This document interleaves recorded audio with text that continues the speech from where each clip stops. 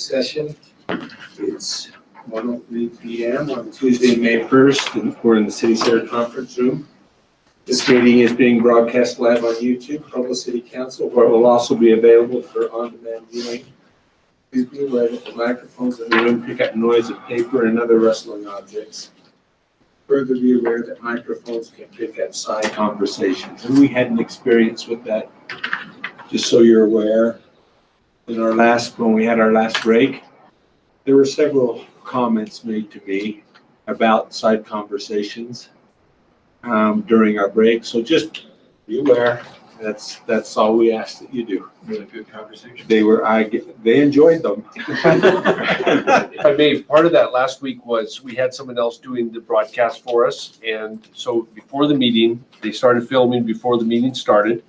And during the break, they forgot to turn things off during the break. So we're getting those edited out, but it's always just a good reminder. And even during the meeting, that thing will pick up. So just so you're aware, and I don't think the person, I had actually two people and they were just fine. Didn't have any concerns about things being discussed, but they did sit back and enjoy. They said we sat back and enjoyed the conversation, right? Yep. And it was the newspaper, so be ready. You don't necessarily want that. So anyway, we will begin with the roll call. Cliff Strachan. Brian Jones. George Stewart. Dave Sewell. Dave Van Buren. Elizabeth Anderson, Jerry Winterton. David Harding. Kelsey Zarbach, Dave Connect. George Handley. Very good. Referring back to that last line of comments, are you going to tip us off as to who might get quoted? She just said she enjoyed it. So She'll be calling you. Can we see it before it gets Cliff, before we have the opening prayer, we are going to spend the time to you for a minute. Come on up. So council, as you know, we tend to have interns. These are our two interns this summer. All the council members, just hold your hand up real quick. These are the 7 people that we serve, okay? And in turn, we all serve the people of Provo.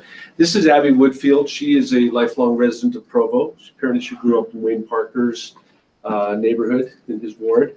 But she also is a BYU student, just finished first year of economics. This is Joe Hamlin. He hails from the Washington State. And he's finished a degree in political science, right? Yes, sir. At BYU, Idaho. And so he's in the process of applying to grad schools. They'll be here till August 30th and stop by and say hello, and they're happy to serve you. Very good. Any questions for them? Quizzes? Abby's also a killer soccer player, in case anyone. I heard that, yes. And her father and I were in graduate school together. So. And Abby has agreed to give us our opening prayer. Thank you.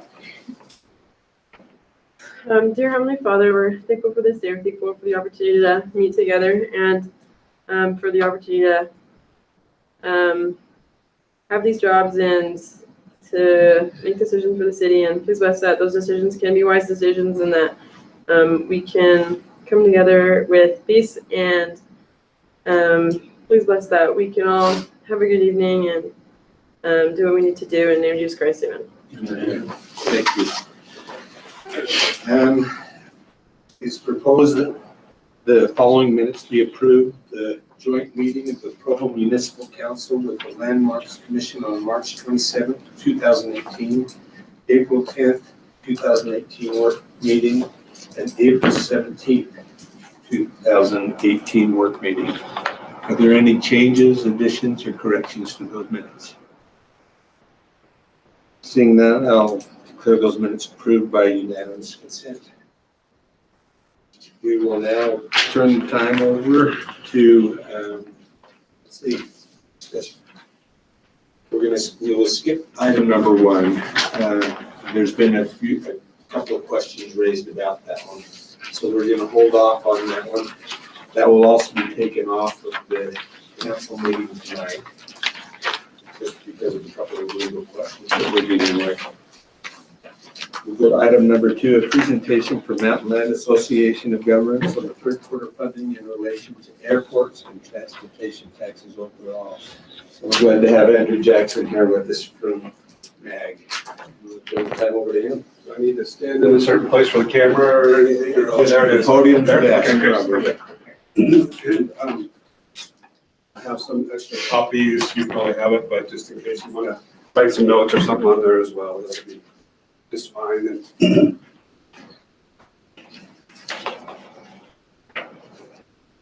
as stated, I am Andrew Jackson. I am the Executive Director of Mountainland Association of Governments, and I'm going to go over the different transportation quarter-cent sales tax that are available in the state, which ones are enacted in Utah County. And also, I had read with interest a newspaper article about the airport expansion in Provo, and there is some opportunity for a possibility of some funding through the third quarter cent sales tax for some of that funding for your airports. It has to be competitively done, but we'll just talk about that a little bit as we get into here. If you have any questions, stop me and I'll answer them, and then also have some time at the end for questions as well. First off, there are 8 options to get to 4 quarters plus a 20th in state code.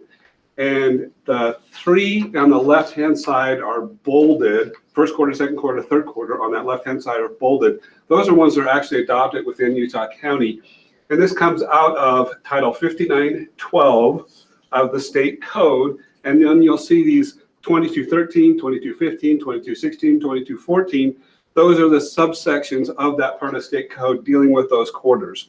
So there are 4 quarters that you can enact, and there are 8 options to get to those 4 quarters. And then we just recently had this 5th 20th that actually is available starting next week in the state. So we have the first quarter, 2213 is a quarter cent, 100% of that goes to transit.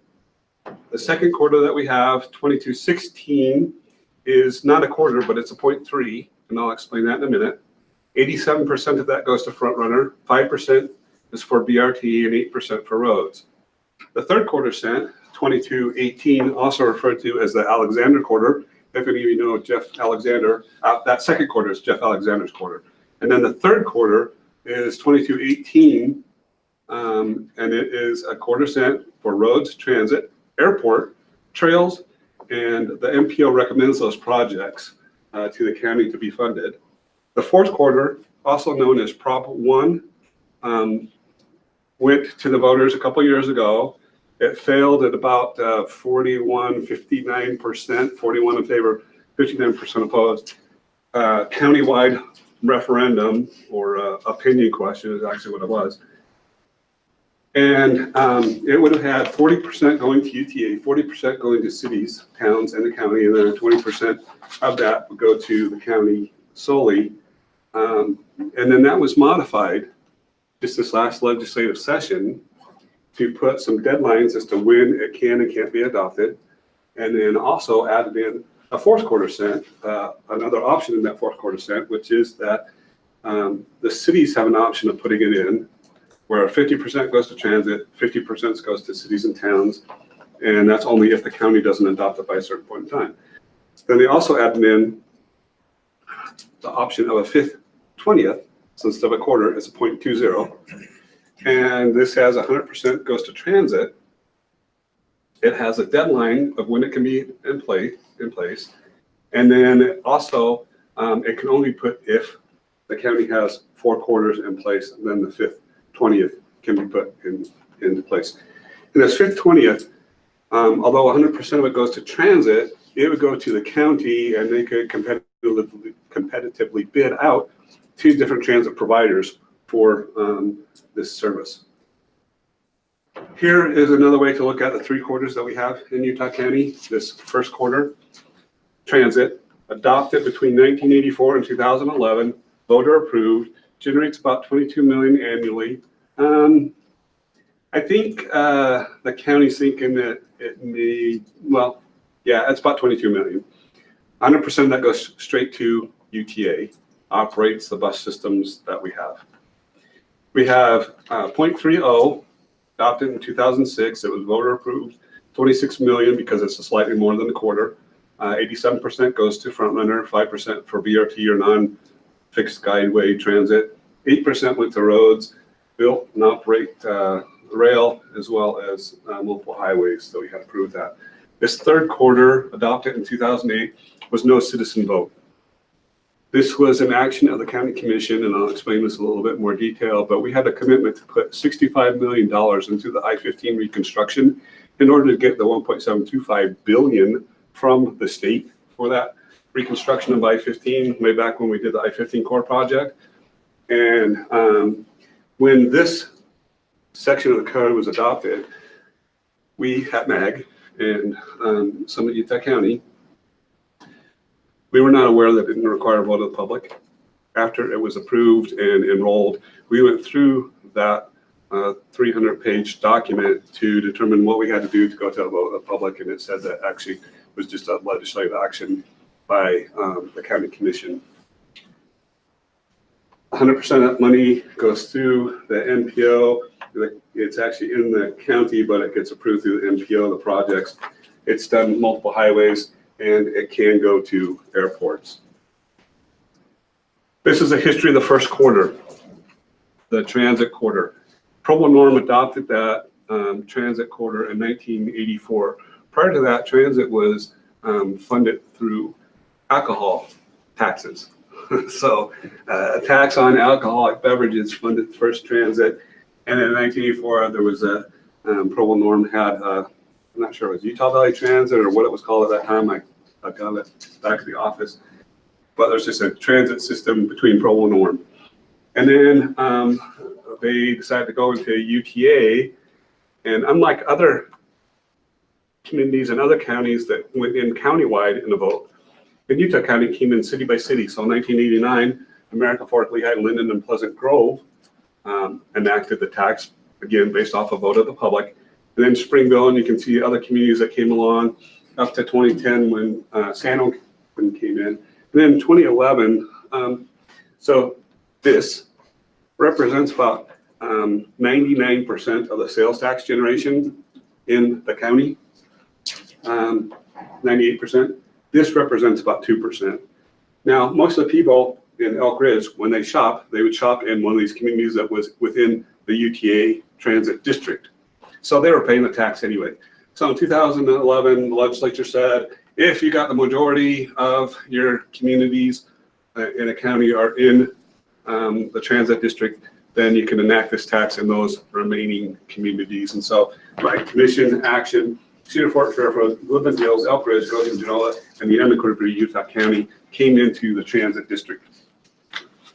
The second quarter, county option sales tax for fixed guideway to fund a system for public transit and for highways.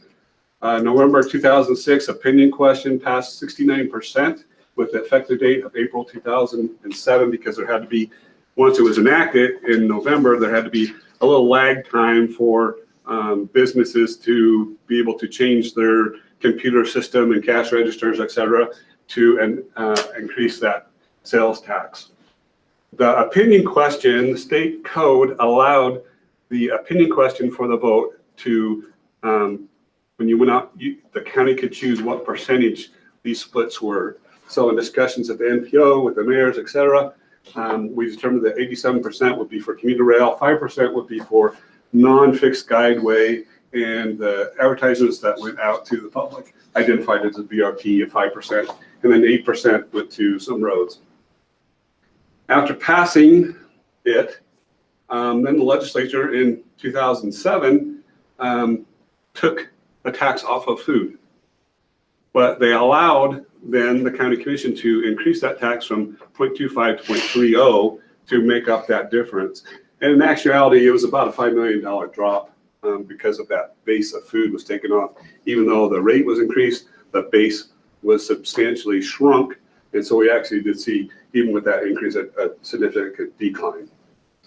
That original 92% went directly to UTA. And then there's 8% that went to the roads. the county borrowed that 8% money from UTA over a series of years, what that would amount to, and was able to front load some of the roads instead of waiting for 30 years for 8% to gather up enough money.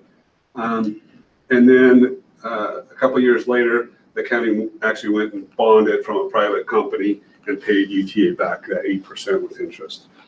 Must have voter approval to change either the percents here, so you'd have to go back out to opinion question of public to change those percents, or if it was to be repealed, it would have to go back to the vote of public. So regarding those percents, did 5% really go to VRT, or did they kind of use that as a method to finance some borrowing? Great question. So we got a legal opinion on the 87.5 and 8% from the Attorney General's office that said that that didn't have to be yearly, but there had to be a plan in place over a given period of time, a reasonable period of time, that you would adjust for this. So in actuality, the first couple of years, 100% of it went to roads. And then, but over time, it would be adjusted back to where you would have this mix. Because of the decline in the revenue, UTA used both the 87% and 5% for the first several years after the road portion to go towards commuter rail. So when we went for the BRT and we said, we need this money for BRT, they said the money's not there. I said, well, it needs to be there because 5% has to go to non-fixed guideway transportation. And they said it will over time, but they don't have the money today because they were spending that money for operations and maintenance on commuter rail. And again, it was over a period of time, it wasn't a yearly basis. Because we had this decline when it was taken off of food, that reduced this 5% that was allocated for BRT. So then we have this instance where when UTA has bonds paid off on the first quarter and second quarter, or a portion of those bonds paid off, they will be able to pay back the third quarter that is borrowing money or loaning money from the third quarter to UTA for BRT, and then that loan will be paid off fully with first and second quarter funds. So in about 2028, there'll be about a 50 million repayment. And so everybody wants to be mayor or council member when we suddenly have $50 million to go towards road projects in 2028. Did that answer your question? Good enough? Okay. Third quarter sent. 59122218. I like to say that I probably have read this section of code more than anybody else in the free world. I spent a lot of time in there with its original enactment and then the modification of what was called the silos. So this was originally available for to counties, cities, or towns, a local option sales tax for airports, highways, and systems of public transit. This was what the original title was back when it was originally enacted by the state legislature. However, again, we were required to put in 65 million of local county sales tax dollars into the I-15 reconstruction.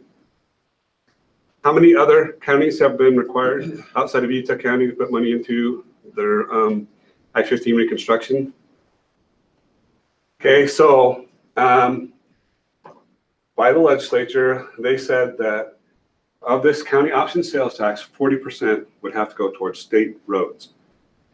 40% could go towards regional roads, and 20% for corridor preservation. Can you help me understand why nobody else would do it and Utah County was required to? What's it why? Let's just say hypothetically that there could have been a Speaker of the House who was from Southern Utah. There could have been other influential legislators from other parts of the state who felt like Utah County legislators were voting against these sales tax increases, but wanted to have I-15 reconstructed, but they weren't approving, Utah County legislators at that time weren't approving increases in the sales tax to fund those transportation projects that the county wanted to have. And so they felt that Utah County had to come up with its quote unquote fair share or skin in the game to get the I-15 reconstruction, because in the past, there had been a history of legislators in Utah County voting against transportation increases in funding, but they wanted projects. Does that make sense? No, I can live with Okay. that for right now.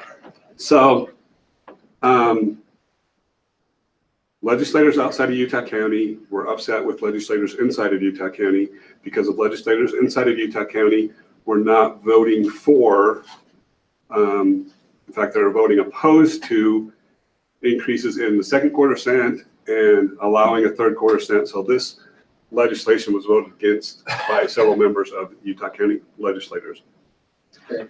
But Utah County was majorly benefiting from the bond based off of increased transportation revenues. And so there was a thing saying, wait, you're voting against the increases in the funding. However, your project is a major project that we're doing, but you're voting against the funding for that. So we're going to make you pay for this. Does that make sense? Yeah. Okay. So that's how it originally went. After the first 5 years, it was to be enacted by the county commission without a vote of the public. The county commissioners went to the mayor's group as the MPO. The mayors unanimously supported the county commission in enacting that. The county commission then enacted the tax. And in 2008, it was only a county-wide option. It was not a city-town option. And then October 7th of 2008, the county approved the $65 million bond or $65 million to go I-15. And then in May of 2009, approved the list of the projects that would be bonded. So in addition to the I-15 project, there were other things like Geneva Road, the West Side Connector going out to the airport, that was funded through third quarter cent funding. Then in 2014, SB 188 was approved, and that took away these silos. So UDOT kind of felt weird about using county money for state roads. They didn't feel good about it. They felt it was county money. The local should be able to decide where that goes. So we got those silos removed, the 40, 40, and 20. And then also, this must have a voter approval to repeal it. And if you wanted to enact this quarter, you would have had to have gone to a vote for that, except that they changed it in state law this last legislative session. And if a county wants to put in the third quarter or fourth quarter or fifth quarter, you do not have to go to a vote of the public. It does neither prohibits nor requires a vote of the public in order to enact the third, fourth, or the fifth. The third quarter cent further on airports, as which is probably more important to you right now in this discussion. It lists the different things that the tax can be used for, and one of those, 4D, is expended for a project or service relating to an airport facility for the portion of the project or service that is performed within a county, city, or town within which the sales and use tax is imposed. So a airport that is in Utah County, because this third quarter cent is enacted in Utah County, and Provo Airport is within the boundaries of Utah County. For a county legislative body that imposes sales and use tax, if that airport facility is part of the regional transportation plan of the area's metropolitan planning organization, if a metropolitan planning organization exists. So if you had San Pete County enacted the third quarter cent, and there's an airport in Manti, San Pete County is not in an MPO, so they wouldn't have to have it in the plan, but because you're in Utah County, it's part of the MPO, then it has to be in the MPO's plan. Now, the good thing is MAG is currently in the third year of the 4-year process to update the regional transportation plan. We've got a lot of the information's all put in, we're agreeing on numbers, et cetera, and we're writing that plan. So what we would ask is that Provo City provide a description of the improvements that you're going to do to the airport, the regional significance of that, et cetera. And then we will just basically copy and paste that into our document for our long range plan. So we have a section for railroads, we have a section for freight. However, we haven't had much to do with airports But it is something that is covered in the regional transportation plan, so we just ask that Provo prepare something associated with that we can put into that regional transportation plan.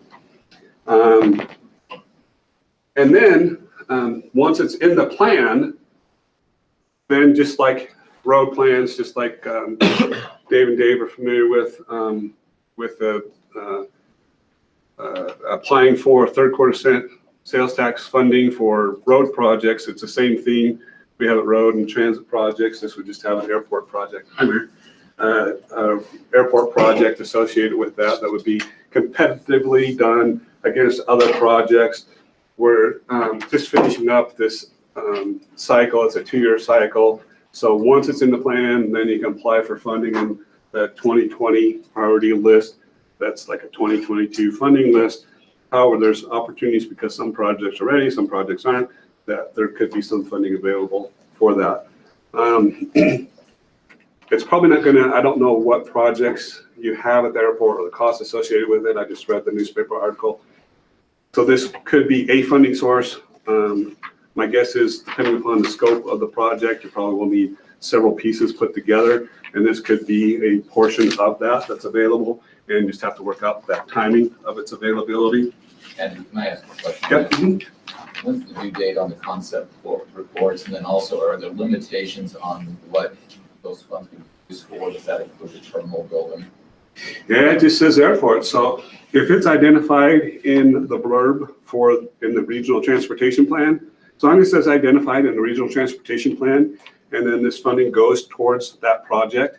So it would also probably help you with any federal FAA funding, because it would be included in the regional transportation plan, identified in there. So anything you have in there, you want to put that in the regional transportation plan, and then those projects are then available for that. So it probably wouldn't go to operations and maintenance, but any new facilities or expansion. And in fact, when we first did the original 59-12-22-16, the Alexander second quarter, Mayor Billings had identified a project, I think it was something to do with maybe like the airport apron or something associated with that, but then decided that wasn't something that you wanted to pursue, but it was actually one that was identified way back when, before they enacted the tax. I think it was actually the third quarter before they enacted it. It was one of the projects that was identified, but didn't get through anything. And so it's just that same process that you went through with the road projects. So it'll be like 2019 that you do this identifying. You use concept reports and go through the expanded report system. You'll do the tour, et cetera. And I think you want to identify just, there's going to be some, as you expand that, there's going to be more flights out of Provo. That's going to reduce congestion on I-15 to people going up to the airport in Salt Lake. So then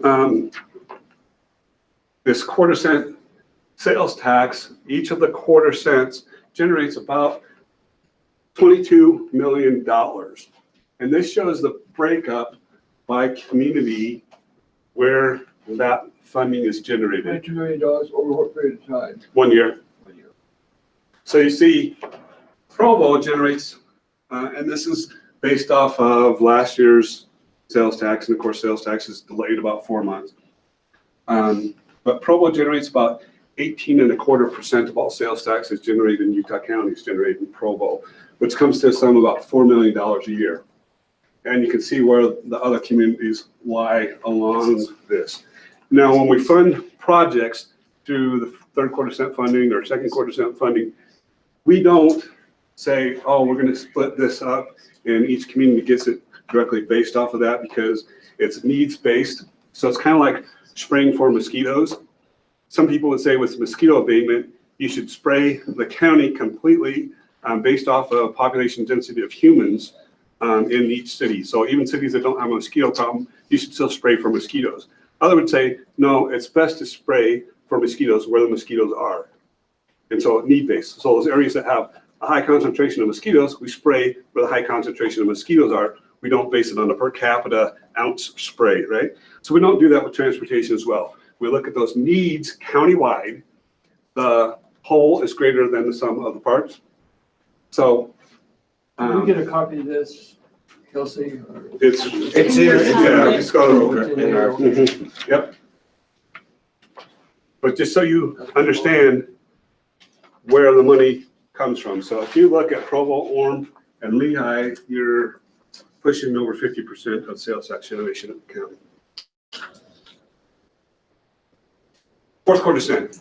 I said there's two options. There's the original option, which is the Prop 1 option, which was defeated at referendum a couple of years ago. There's a couple little tweaks to this that they put in with this last legislative session.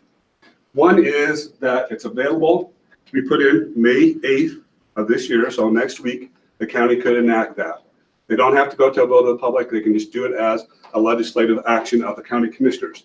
If they do that, all money that's generated from the date that they enacted, clear until June of 2019, the county gets 100% of those revenues.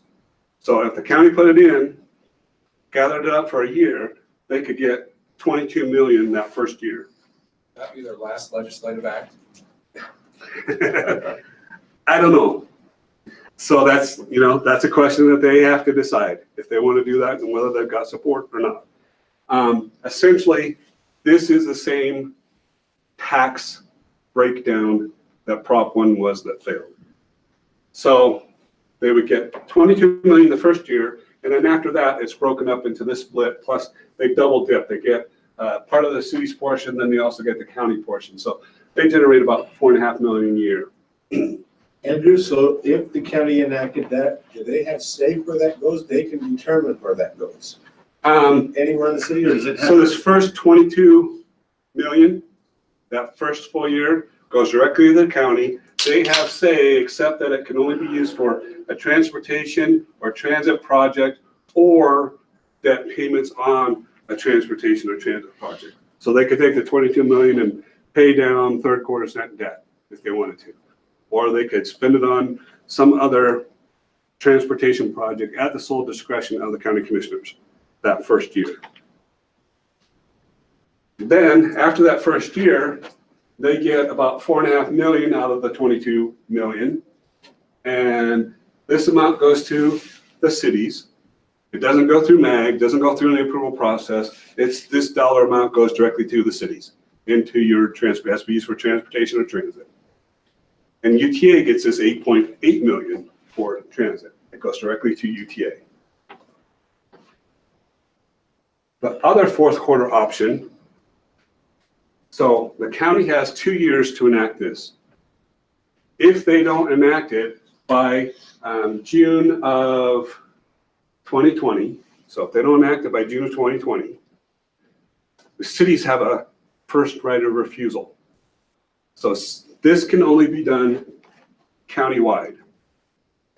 After 2 years, you have a city by city option. So the city could enact this.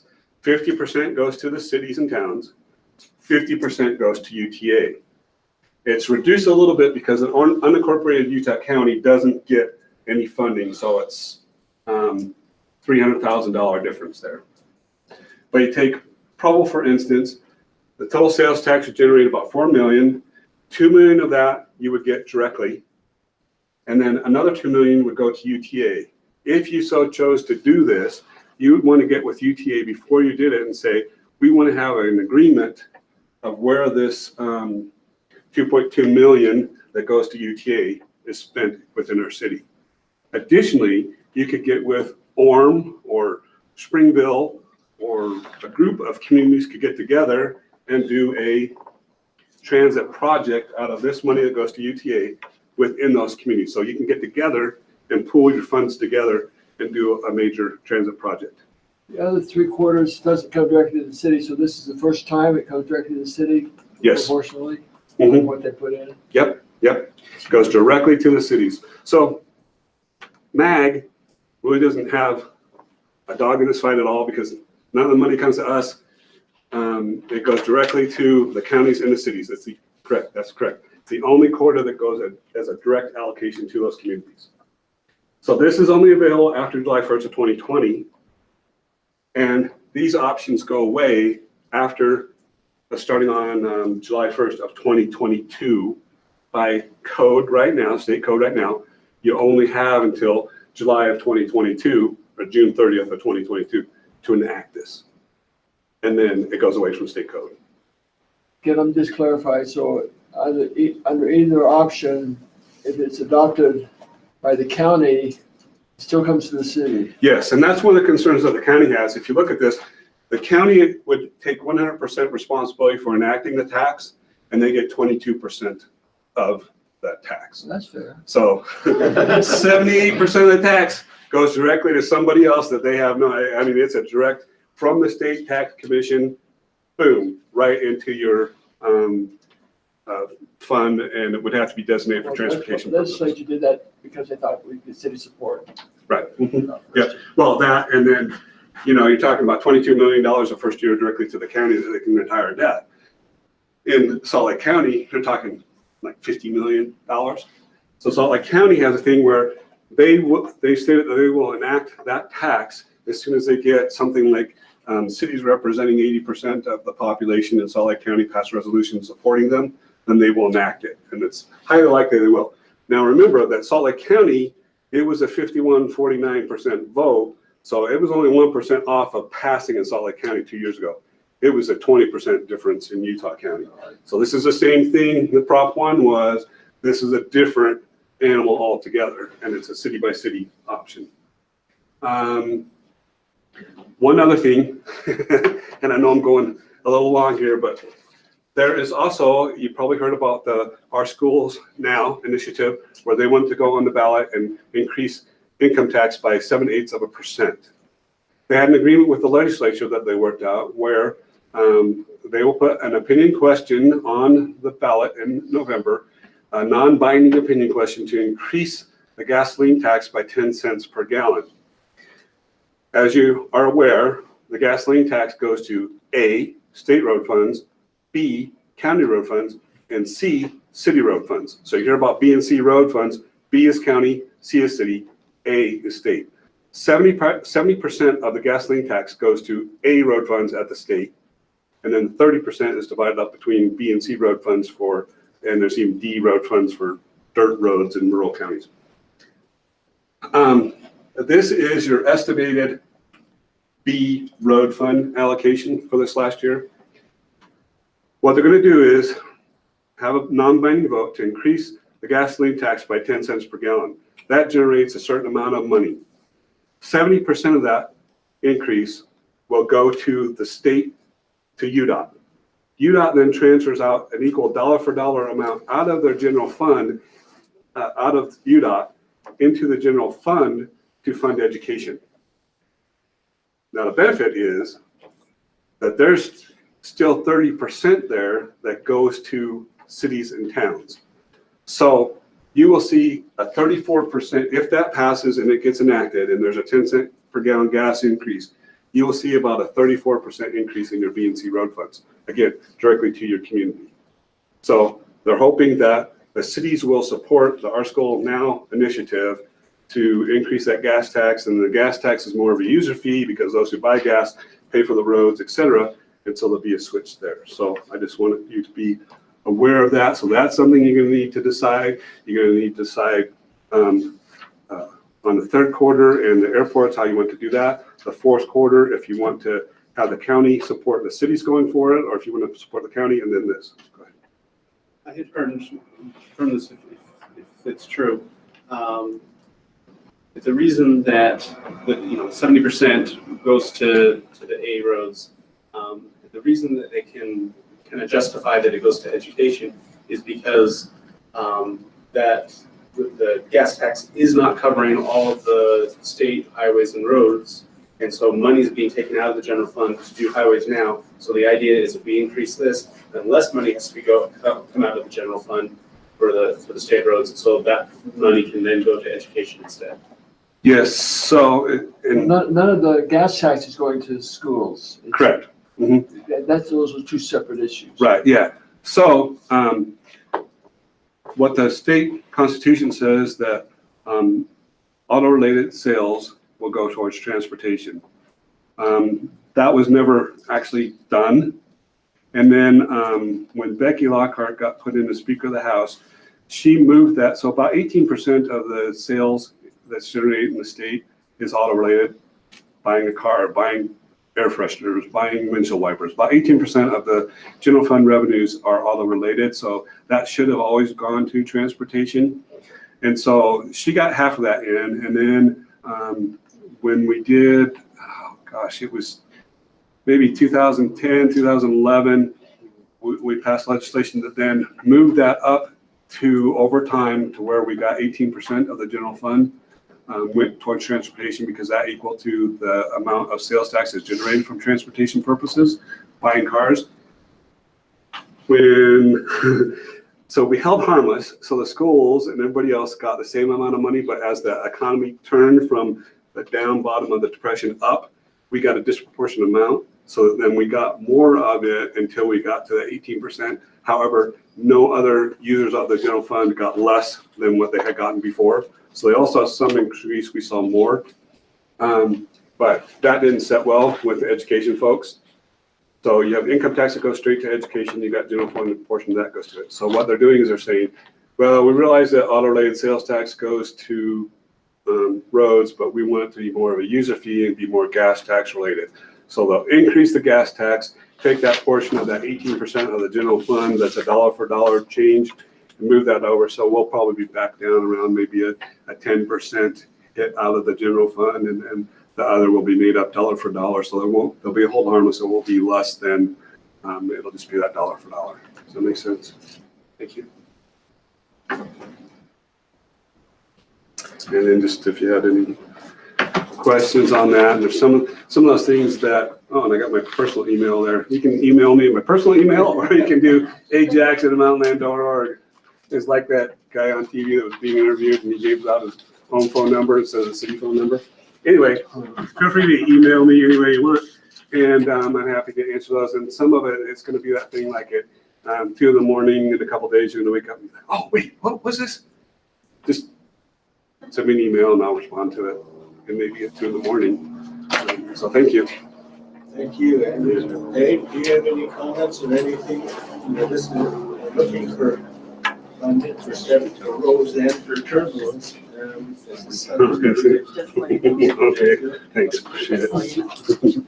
Thank you. We need to move on quickly.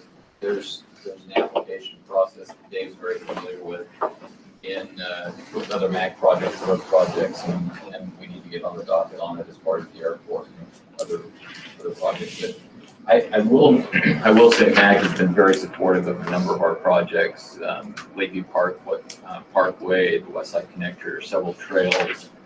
We're working right now with MAG on a pedestrian overpass. There's a number of things that are going on. They've been very supportive. I think key is going to be, as soon as you can, get us the information on the airport so we can stick that into our regional plan, because we're right in the process of doing that right in the plan. So you can coordinate that with Steve, with whoever. I've got it down from our staff meeting. Thank you. Perfect, thank you. Thank you very Let me know much. if you have any questions. Thank you. We will now move to item number 3, a discussion on options for funding on Miss Provo and the parade float. And we've asked Kelsey's going to take over here and give us a little bit of history, and then we need to have a discussion with the council on some of the things that we have a few changes, and if Kelsey doesn't tell you what some of those things need to be taken care of, I'll present it and we'll talk about that. So, Kelsey. Okay. So yeah, I'm just going to show you some of the data that we've. Before you do, Kelsey, I want to introduce Robin. Do you want to introduce anybody and just take a minute here? We'll just let you know what you do and what we're doing here. So I want you to be involved in this too. Okay, thank you. I'm Robin Pullum. I'm the director of Miss Provo. Cynthia Gaffane is here with me. She has been on our committee before and had a daughter who was Miss Provo, so I thought she would be and one that was first runner-up before you were. That's right. So she has a lot of information. I thought she might be a good resource also. Okay. Questions. Just wanted to introduce you here for our discussion. Thank you, Kelsey. Sorry. No problem. Yeah, so I can just show you, there's a memo that we sent out that hopefully was informative to you. in the SIRE material, but basically Gary Winterton had kind of always come back to three different points when it came to Miss Provo and the float. It was just basically separating out float costs from Miss Provo costs, and then kind of what the relationship between the Miss Provo organization and the float are. And so hopefully this data kind of shows that information. This right here is information that came from invoices to Provo City, either from the Miss Provo organization or from the float refurbishment company since 2011 up to 2018. And the blue here is what we had as float refurbishment costs. So most often, I think up until about 2016 or 2017, Provo City paid the float refurbishment company directly. Which is Modern Display. And Bobby, could I ask you a question on that? Do you have a contract with them, or is it an annual contract? It's an annual contract, and we had done, before we would get 3 different companies to send in bids, the Modern Display usually came up with the best thing, and then we did have problems when we went with other companies, that we've stuck with them for the last little Our while. float that year was almost not in our parade, which is July 4th. Okay. It was almost, they didn't have it finished. It was terrible. I think it was 2012 that we went with a different company. That's at least what the invoices showed, and it looks like the amount that went toward the float was less relatively. One thing that Tracy Orm in the mayor's office explained to me was that at least as she was helping with the float invoices, she noticed that one year Modern Display would provide an invoice for about $5,000, and then the next year it would be about $10,000, so it would alternate. And the reason for that is that to save costs, we would just have them revamp it a little bit. So really, we only had a totally different float every other year, and then they just cleaned it up the in-between year. So that did save us some costs. Yeah, and I think Draper City does something similar. They spend about $14,000 every 2 years on a float, and they just keep the same float or something. It's along the same lines. So things like that happen. Anyway, so it was about, I think, $11,000 was kind of a standard amount that the city was paying. And if I understood correctly, for the most part, it just covered the float refurbishment. Not a lot of money went towards scholarships or photos or anything like that. In about 2017, the council allocated more money toward Miss Provo. And so that's why you see a jump here in Miss Provo expenses. And so. And the reason the council did that was because the mayor's office no longer did that. So they gave us the budget to put it in the council office. The Miss Provo organization wanted less responsibility for fundraising because they had been doing most of the fundraising, which I think resonated with many. Okay. And that's probably why, like. Sorry, can I get that again? So what was the difference within having it in the mayor's office? They basically were done with it. Just different budgets.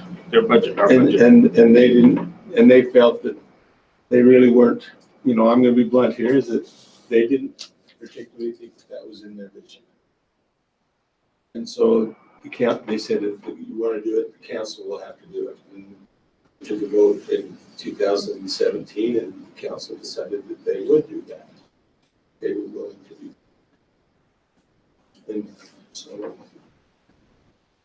It was all right. I think Mr. Henley's the only one that was not part of that. The way that I would describe that is that Miss Provo was seeking to do less of their own fundraising and wanted the city to put in more money. The mayor said he wasn't willing to do that. But he said, you can always go to the council if you'd like. So Miss Provo approached the council and said, we'd like you to fund the Miss Provo, help cover the Miss Provo expenses. Which the council was leaning towards doing, and the mayor said, "Look, if you want to take this over, I've been doing it the way I want. I thought this should be done. If you want to make changes, that's fine, but you take it over." And the council said, "Okay." And so not only were we putting more money in than we had before, but putting more city money in than we had before. But since then it's been coordinated through the council office. No, I have a question. I don't know that the city was actually putting more money in. I don't think the city was putting more money in because all they did was transfer from the mayor's office to The council actually voted to put more money in beginning of time? 2017. Okay, thank you. Which we're very grateful for, because I just want you to know that every other, even tiny towns in this county, we are the biggest city in this I'm county. gonna have to stop you. Okay, I'm sorry. We're gonna have to, I can't just have, okay, sorry. especially, this is a council discussion, so we will have to go with that, and then we'll give you a chance here. That's why I'm wanting to make sure you're here. So, that it's important, please ask. And we're gonna talk about today. Just a clarifying question. As I recall, the difference in funding was around 5,000. Well, it looks like you can see what it is. 10,000. In And- and 2016, the invoices, we weren't sure if they were incomplete. That is the year that we feel like there might have been a few missing points, or maybe it was fine, but it just didn't look the same as the other years in terms of what we were getting You back, went so. from 12 to 21, so. Around about 10,000. So it was more money, that was something that I did not understand myself, okay. So this is just comparing Provo spending on the float and then Miss Provo for those years. We did reach out to other cities that have pageant royalty that compete in the Miss Utah organization pageant. I can show you the information from that if you'd like to see it. I can find it. Yeah. But anyway, we reached out to 18 cities, and thank you to our intern Joseph for putting this part together for us. But we reached out to 18 cities and 12 responded, and out of the 12, 9 of the cities had their own parade float, and so these are the 9 cities you see listed here. There were 3 cities that didn't have a parade float, but they still had pageant royalty, and Roy is the city that specifically mentioned that their pageant royalty rides a convertible in their parade. So that was just something that I thought you'd want to know that's not included here.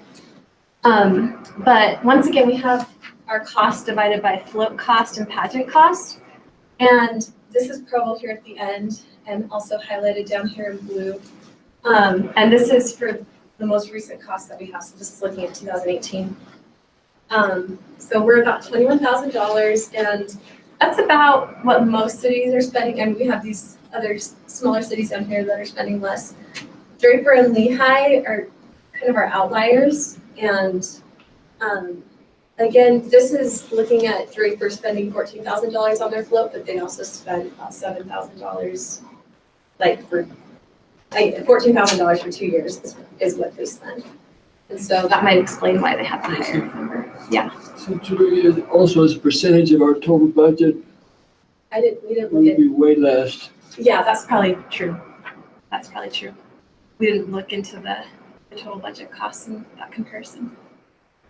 Some people have been curious about float storage. Where is the float stored and who drives the float? And looks like Provo, for the most part, was the only city that didn't actually have a city employee driving the float. Most cities store the floats on city property. And so that's basically the information that we got back from that survey. So you specifically said these are cities that also participate in the Miss Utah. Are there cities that don't participate? I didn't look into all of that.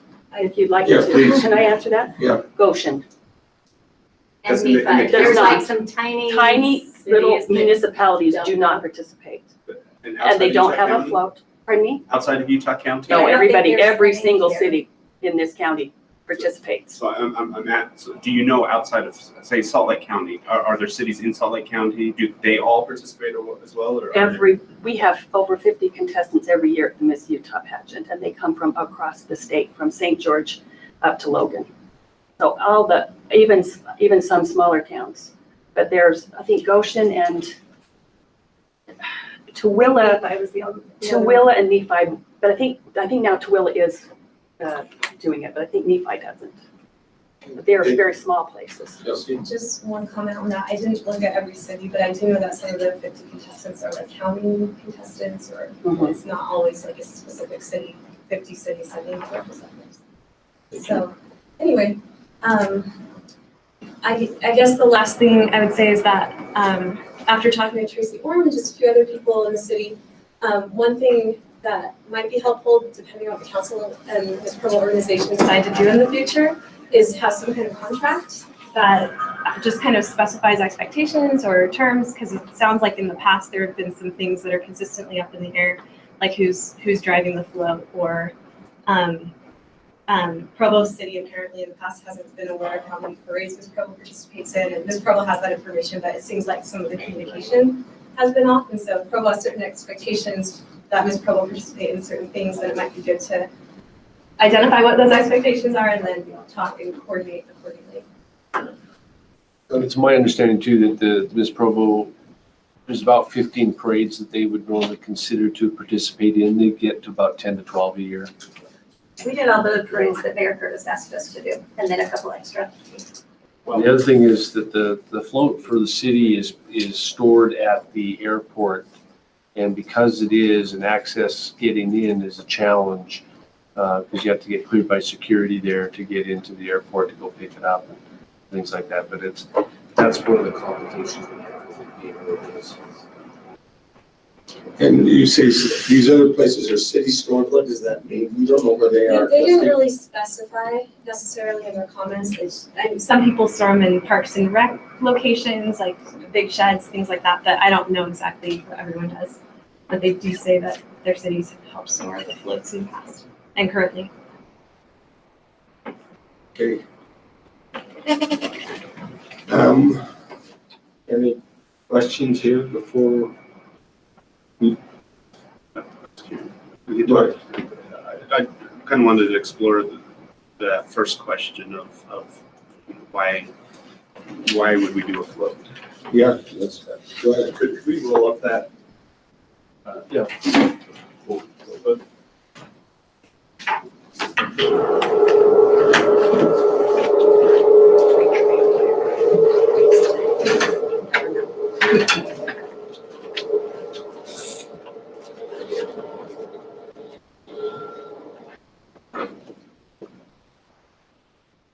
So just real quick,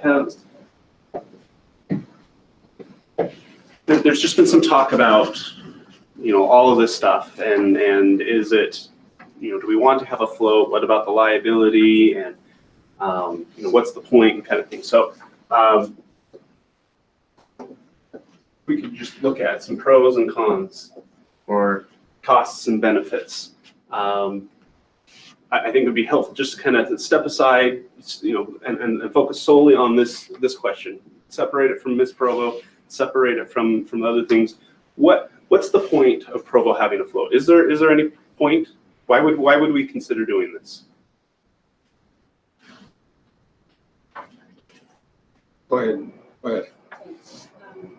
And I was on the committee when Mayor Curtis tried to do away with the float. And I'll tell you what happened. The float is a media advertising for Provo. Every town has a day, Fiesta days, Strawberry days, Steel days, whatever, and they all have a parade. That year, in 2011, he tried to hold the float and not participate. And he got calls from all the mayors of all these little towns and said, fine, then we will withdraw from your Freedom Days parade. So we would have had absolutely no floats except for a few that are done commercially for, like KSL or whatever. And so then he backpedaled and said, okay, fix the float. And so that's one reason. It's actually an advertisement for Provo. It has really not a whole lot to do with Miss Provo. She just adds the eye candy to it. It's a publicity point and you are supporting all of those other little towns and their parades. And people love a parade, still do, which is amazing to me when we've got all this other media around that you can do.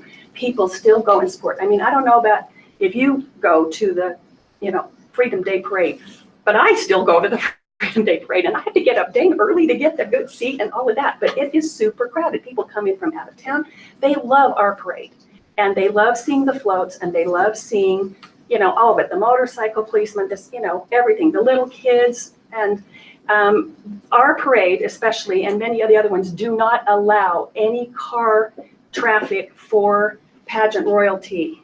Like we mentioned, Roy, you could not ride a car in, I don't think, any of the parades in Utah County. They have a rule against that. That's only reserved for the mayor, city council, dignitaries from whoever they want to choose, to be the parade marshal, that kind of thing. They do not allow that. You have to be on a float to have your royalty on a float. And if, also that year, the mayor decided that we would not support Days of 47 because Spanish Fork decided to start doing their parade on the 24th of July weekend. So we started going to Spanish Fork to support them because they were in our county and they were part of the whatever county mayor association. Yeah, South County Mayor Association. So that's why they did that. Thank you. George? What is the percentage of what we're spending on public relations, which is public relations? Yes. It's a small percentage compared to what the mayor's budget, public relations. Advertising / public relations. And the amount you talked about, we're looking at, we'll call it 11,000 between float maintenance and the cost to the logistical cost. Is that fair? Yeah, and that's basically included the driver that they have to pay for. Right. Any other pros? Thank you for articulating that. So it's kind of public relations for just the broader public, but there's also some camaraderie with the other cities in the county. We've seen some friction with the county, and the county does do. We were talking about this in leadership. The county does do things like was it the buffaloes last year, and it's the pig this year, and I don't think we participated in that last year. And sometimes those feelings, those goodwill feelings, can kind of grease some of the conflicts. And when we don't have those good feelings, sometimes it ends up being very costly.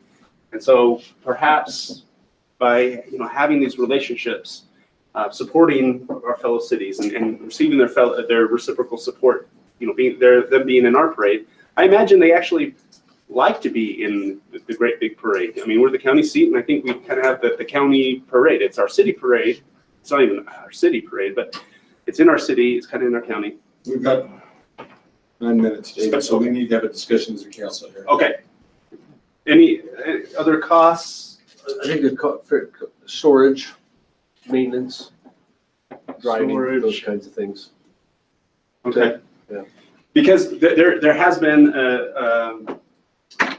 a real discussion this year of, should we save this money? Do we not want to deal with the headache, liability, the storage, logistics? Why do we even do that? I do think it's good to keep this in mind, and maybe we'll look at this and we say, the cons outweigh the pros, and maybe it makes sense, or maybe it doesn't make sense for us to sponsor a float. But I did want to make sure that we had a clear discussion, and so we can think about that and weigh out, regardless of Miss Provo, because there's additional things going on there. But with or without, does it make sense for Provo to have a float? Tell us when you need a motion. Okay, what we need to do is, I still like to have a little bit of discussion about this. Right now, the city attorney, Brian, do you want to have any discussion with, I know that Robert has weighed in on some things. Have you talked with him about our liabilities with regards to floats? I know that we had an experience. We didn't have the experience, thank heavens, but Nephi had an experience with their city float last year, which was sad.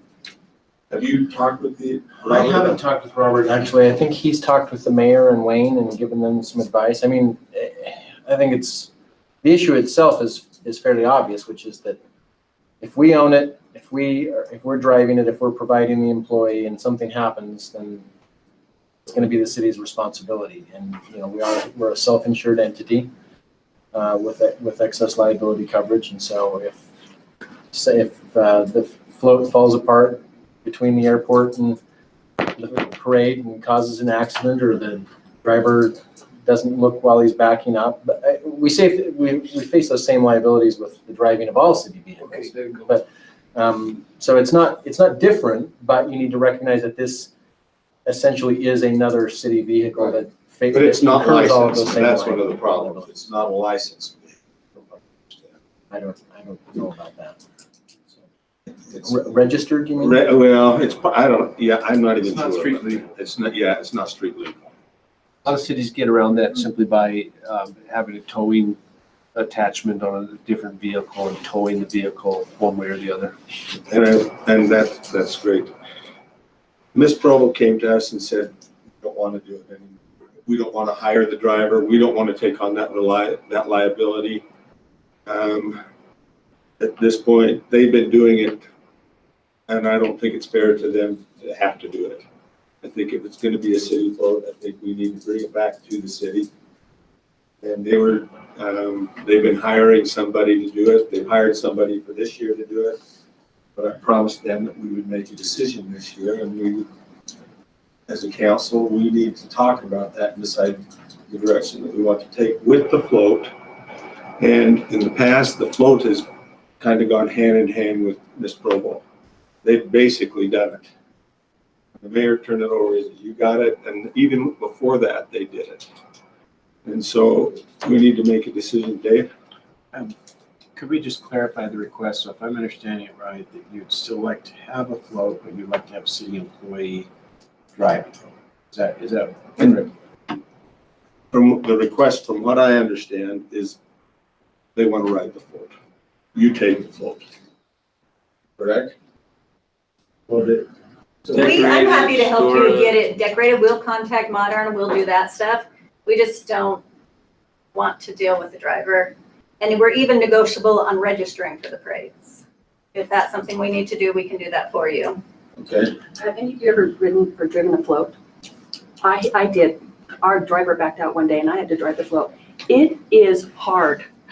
It is really hard because you have to drive 20 miles per hour and people are honking at you and everything, but it's very difficult because you are so worried about everything around you and you never can back up a float. At least I never could. And that's what our city attorney is concerned about. Which I think Cliff's answer would sell that if you had it towed. I just think if it's a city float, the city should have the liability. We do anyway, and so I think for them to hire the driver and us have the liability, I'd rather have either no or yes. If we're gonna have a city float, it should be the city float, not the Provo. And I agree with you. I struggle with having somebody else because the city would be sued anyway. Well, let me just interject. I mean, the city will be named in the suit no matter what. I'm sure of that because of the fact that we're involved in some way. I don't think that necessarily means that the city loses no matter what. I mean, again, the policy question is for you to decide what you want to do. But my recommendation would be if the city doesn't want that liability and doesn't want to be the owner of the float, then they enter into a services agreement with the Miss Provo pageant that results in them taking on the responsibility. They're saying they're not going to do that. Right. Well, and that's where push comes to shove. That's where the policy decision comes back, right? You're just, if you're deciding to do that, then that might be doing away with it. But you do have that option. And I think that they would be fine. They told me that you'd be fine riding in the back of a convertible without a float. And so You will get more backlash than we will. That's. Yeah, we will get all the backlash. So apparently this came up before, in 2011, was it? And I don't know if it's worth broaching it with the other cities to see if they're still the same opinion, if they still have the same rules, if they would have the same reaction. And I have talked with several mayors, and they're concerned if Provo does not have a float, they're not sure that they want to come to Provo's parade. Exactly. And so I understand that those are some concerns, and those cities do not like floats. Several cities do not like floats. You heard the mayor during our discussion. They want us to have one, they don't like it. What's that? They don't like floats, but they want us to have one? They don't like their own floats, Oh. is what I'm going to tell you. I mean, floats are hard. And I don't know if any of you have been involved in making floats. I have. And we did it, and there was a time that that's why the LDS Church gave up. It was too hard. Those are hard to do. The LDS Church each stake used to be in charge of a float, and they dropped it. They said it's just. That's why we contract with Modern Display. And that's why we contract, because the city, we don't want to do it either. And that's one of the challenges that we face. And so this is why we wanted to bring this to the council, because there are pros and there are cons around this. Okay, You have a parade without a float. Not in, and that's, yes, you can. You How can, is the food festival? No. Have they weighed in on that? yes, and I've talked What's to, their feeling? they really encourage Provo City to have a float. They say, how would the residents feel if you don't have a parade in your own float? We're in your own parade. float in your own parade, yeah. In your own, yeah, in your own parade, thank you. I'd like to make a motion that we allocate $11,000 in next year's budget for a float. And that we contract it out for design and maintenance, but we drive it. Now that's, and, okay, I'll let, you have a motion on the table, have a second, I've got some discussion around that scale. Okay, I'll second that. okay.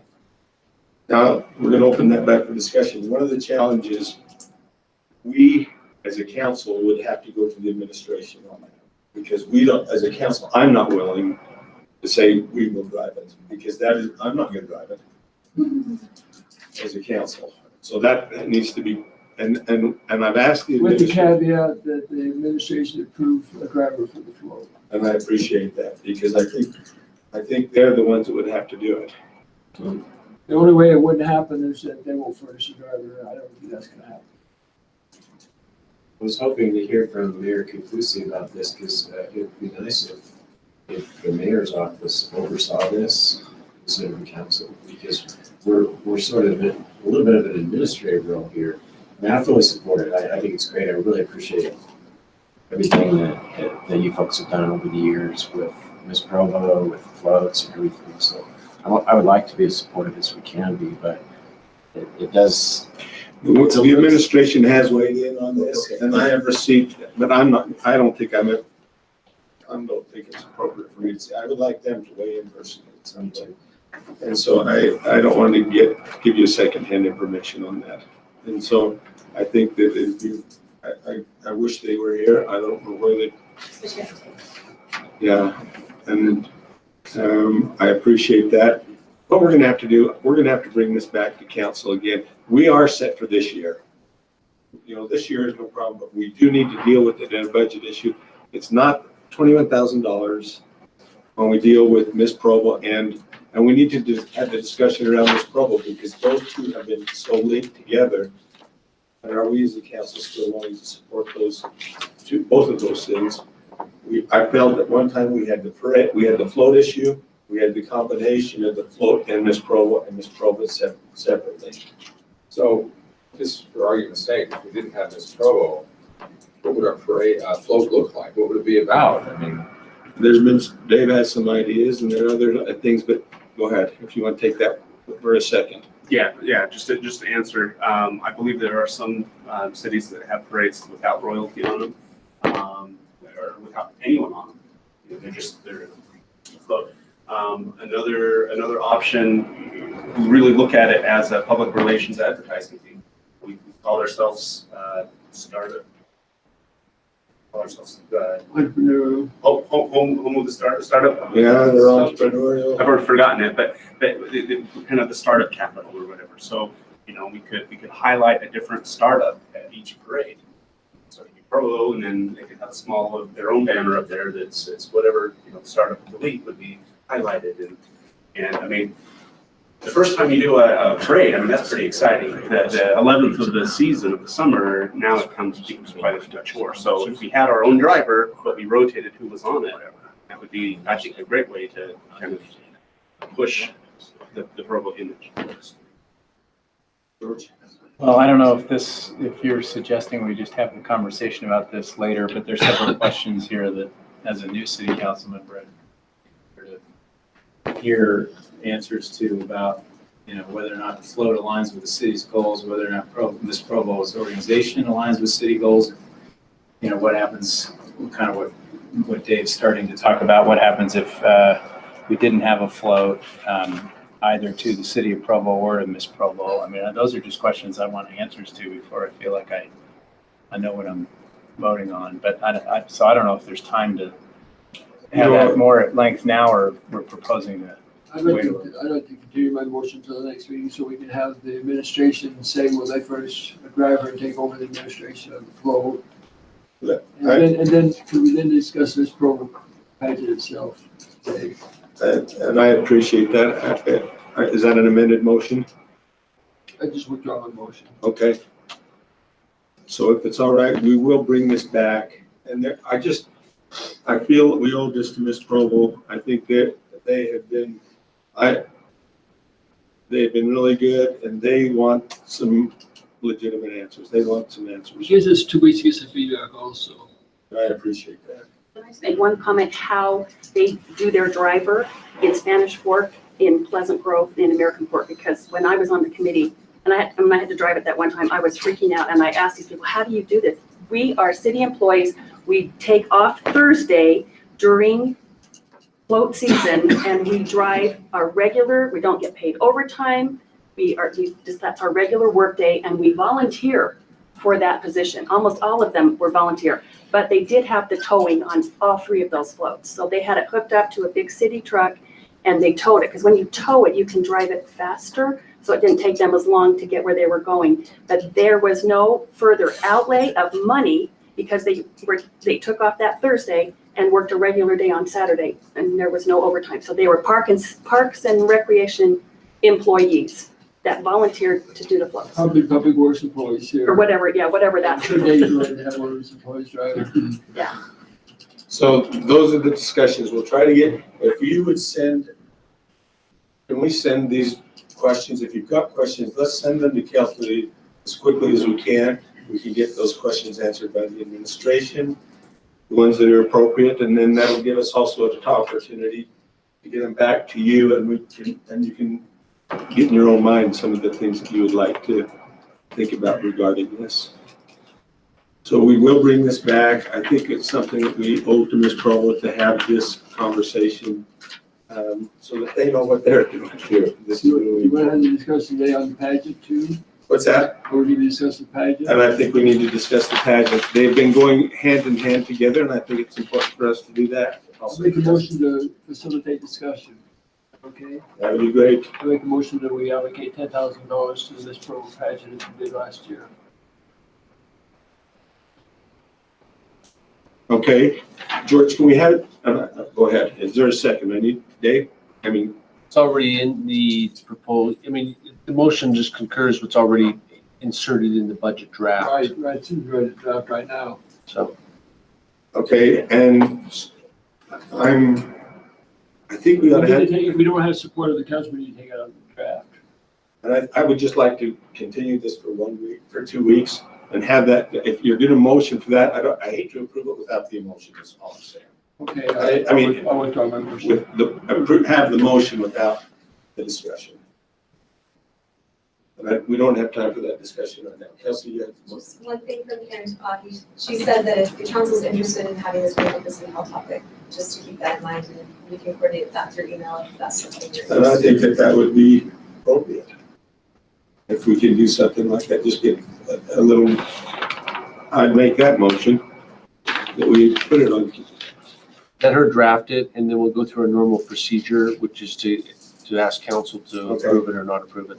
That way we can get a little bit of feedback from the people of Provo if they're interested in this.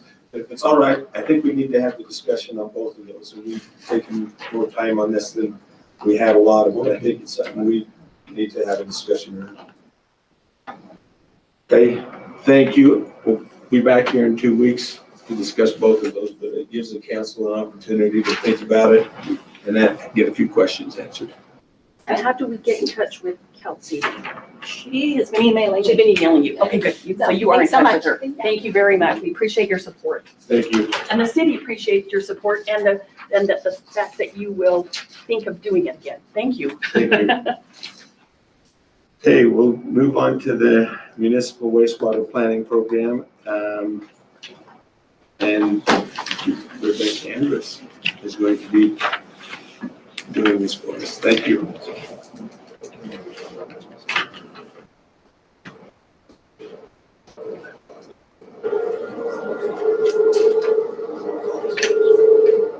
Good afternoon, and thank you for taking the time to go through this. This this is part of our sanitary sewer management program that's state mandated as part of our permit, a discharge permit that's for the collection system, which is similar to the discharge permit for the treatment plant.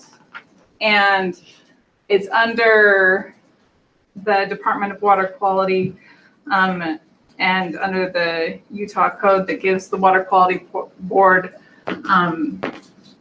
authority to regulate discharges to any waters of the state. The difference between the discharge permit, though, for the treatment plant and the discharge permit for the collection system is the goal for the collection system is actually not to discharge. So we don't actually want any waters getting out of the collection system into anything except for the treatment plant. So part of this is to allocate adequate resources, to establish a proper rate structure, and to provide adequate capacity. I'm kind of going through some of the basis behind the reasoning for this. We did this a couple of years ago, but for some of you that are new on the council, and this is kind of a refresher for some of you who haven't done this for a couple of years, we'll just kind of run through this really quick. So this general permit is required for everybody in the state who has a sewer system. There are two parts that we're required to have. First part is a sanitary sewer management plan, and the second part is a system evaluation and capacity assurance program, shortened to a CCAP. So the sanitary sewer system management plan is basically our guiding document that helps us to schedule, prioritize, make sure that we're cleaning the system, monitoring, and going through and evaluating everything that's going on to minimize and make sure that we don't have any SSOs or sanitary sewer overflows, and that we minimize any impacts of any overflows that occur. So it has several parts to it: the operation and maintenance program, sanitary sewer overflow action plan, which is essentially the response activities, notifications, corrective actions. It also has a grease, oil, and sand management plan. If we get any of those in the system, that can cause backups. Monitoring measurement plan. So a lot of the monitoring that we are doing right now actually plays very well into this plan. And basement backup program. These pictures on the side here are actually part of our maintenance that we have been doing. They've been doing a lot of patching of the pipes. So we go out and we find infiltration into the system, and then we have patching that we can go into the pipes and actually snake these in. They expand, they dry them in the pipes, and they make a nice solid barrier that locks out any infiltration. So pretty amazing what we can do now. We also have make sure our lift stations are clean, and definitely makes a difference in how well our systems work. The system evaluation capacity assurance program, as I said, the CCAP, we make sure that our system is modeled and master planned properly. We monitor the flows and make sure that we don't have surcharges or issues with the system. We've talked a lot about our monitoring that we're doing. And after we finish the monitoring on the system, we will go back and update our CCAP and look at all of the areas and make sure that we've got, we're evaluating any areas that need to be upgraded and add that to that CCAP. So, and then this that we're doing today is the annual self-assessment report. It's It's required to be completed every year. It has several things that it does. One, it meets the annual reporting requirements of the sanitary sewer management plan and the program. The completing of the forms actually gives our operators CEUs, and it helps to make sure that we are it helps us on the priorities for the funds in the SRF. So when we go to the state to get funds for our potential treatment plant project, these scores within the system actually show that we need those funds. So, are there any questions about the? Yes. I just have a question. We seem to have had more overflow problems in the past, around Tippy High School, for example, in those neighborhoods that I'm more familiar with. Why is it that we have less today? Are we just doing a better job? We just maintain it better? What's happened? Several things this year. One, our overall flows are down in the system, and part of that is because we have been very aggressively making sure that we catch infiltration problems as we go. Another thing is just the flows of the treatment plant are down in general, and so we don't have a lot of infiltration into our system. So that's also playing a factor, and we're just. I'm thinking maybe even 10 years ago. I mean, it seems like there was, when I was on the council previously, there were many more complaints that I've had this time. So something's going well, it seems. Yeah, our crews have been very aggressively taking care of infiltration. And as I showed earlier, we are patching a lot of infiltration issues as we find them. And we have been getting larger patching kits and ones that can take care of bigger and bigger problems. So our crews have been able to deal with a lot of things in-house that they didn't used to be able to deal with. So we've been able to deal with them more aggressively. Yes. Let's see that this report's broken into three parts: financial, collections, and mechanical, which I believe is just the treatment. The treatment plant, yes. It looked like the scores for the collection and treatment plant are awesome. Better than I remember from last year even. Fairly good, yeah. But I mean, I would say they're doing awesome. You guys, I think it speaks to the competence of the division, and that's awesome.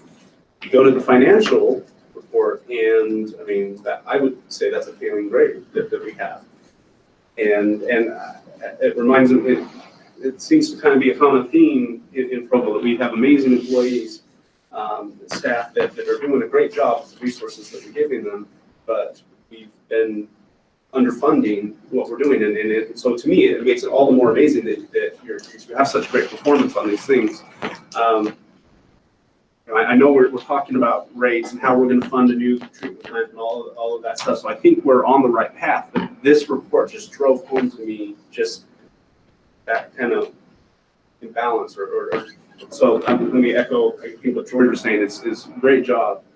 Thank you for the quality service that you provide us, and just to the council, let's make sure in this and all the areas. And I think we've been doing great the last few years. Let's make sure that we're properly funding the services that we're requesting, because I think this report is kind of a reflection that sometimes we do that. Yes, thank you. I definitely agree with that. So looking, what do we need to do with this from now on? Is this just the report that you need to make, or is it so looking for?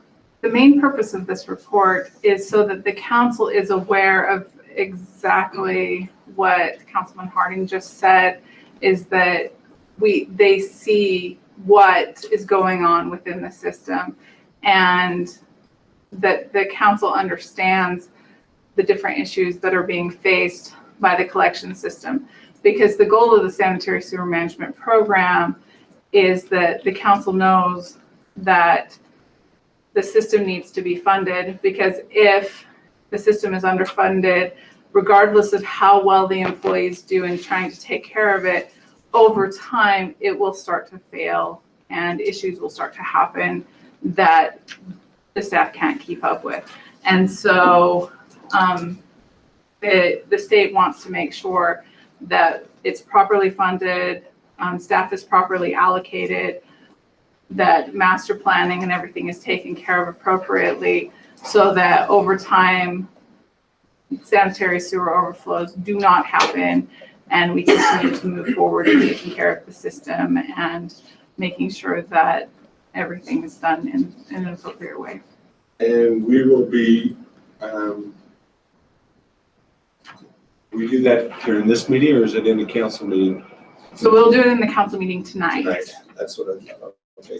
Yeah, so we'll go over this again tonight so that the public can see and talk about it and, you know, see everything that happens, and then we'll approve this by resolution, and then it will be delivered to the state and they'll receive that, and we'll go from there. Okay, very good. Any other questions before? It is on the agenda for tonight. Thank you very much, Rebecca. And we'll turn the time over to Dave Decker, discussion on the water treatment plant variance resolution.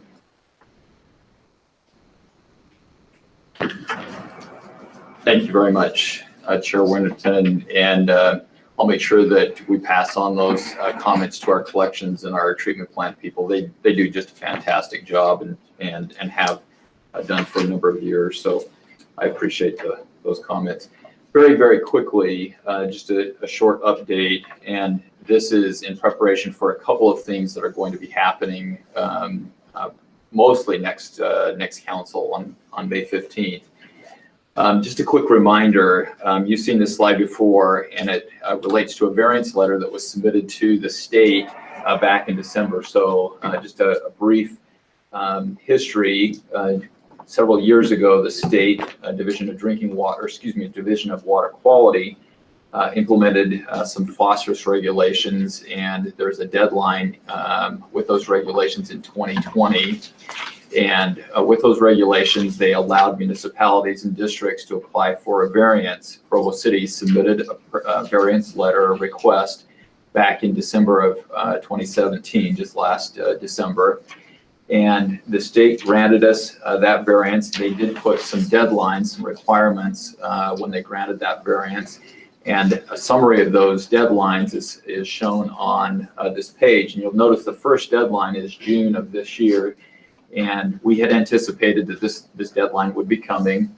And it requires the city to indicate to the state what our intent is as far as upgrading or making some improvements to our treatment process, and just kind of steer us down a path.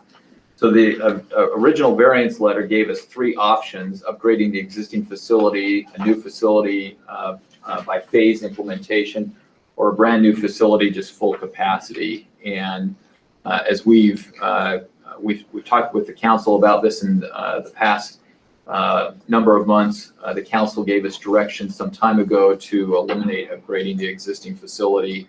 That's why it's been crossed out.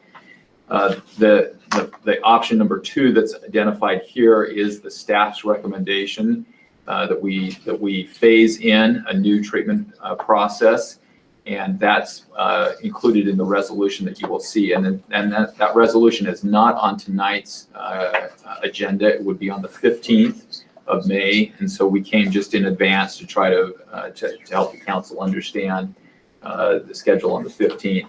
In addition to that item on the 15th in the regular meeting, on the work session on the 15th, we have a lengthy presentation. I think we requested at least 60 minutes, and I think we just recently asked for 90 minutes. We have our consulting group coming back and making a presentation to the council on the 15th. Relative to the siting, there'll be some discussion about the phased approach here, and a good time for the council to ask a lot of questions.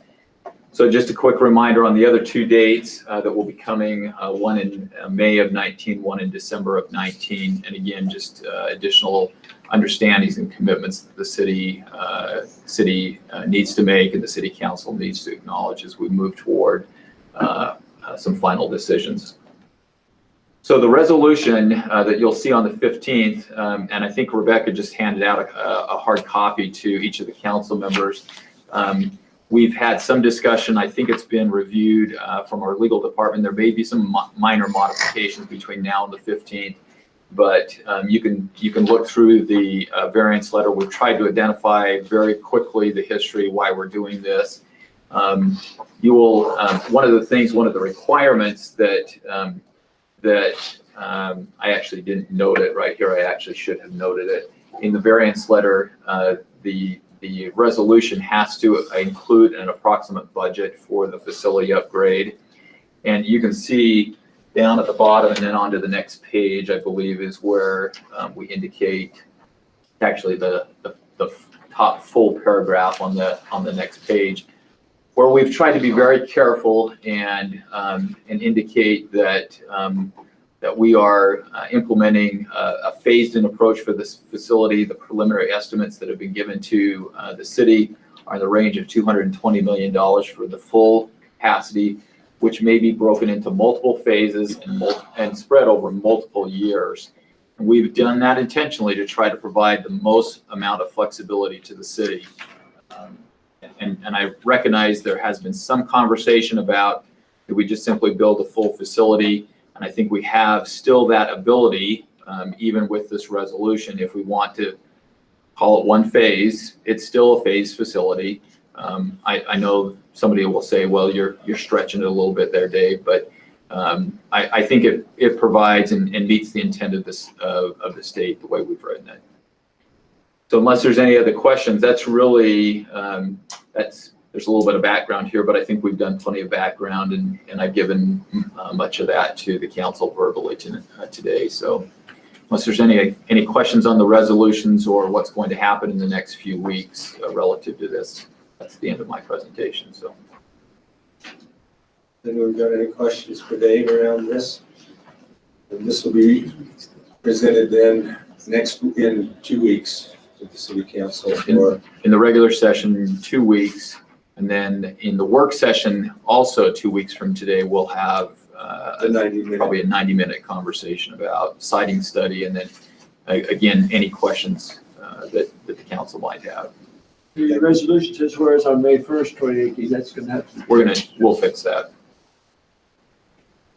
Yeah, we've got a couple of, I noticed there was a couple of minor things that we needed to fix on it, and we'll highlight those in the regular session so that council can see the differences.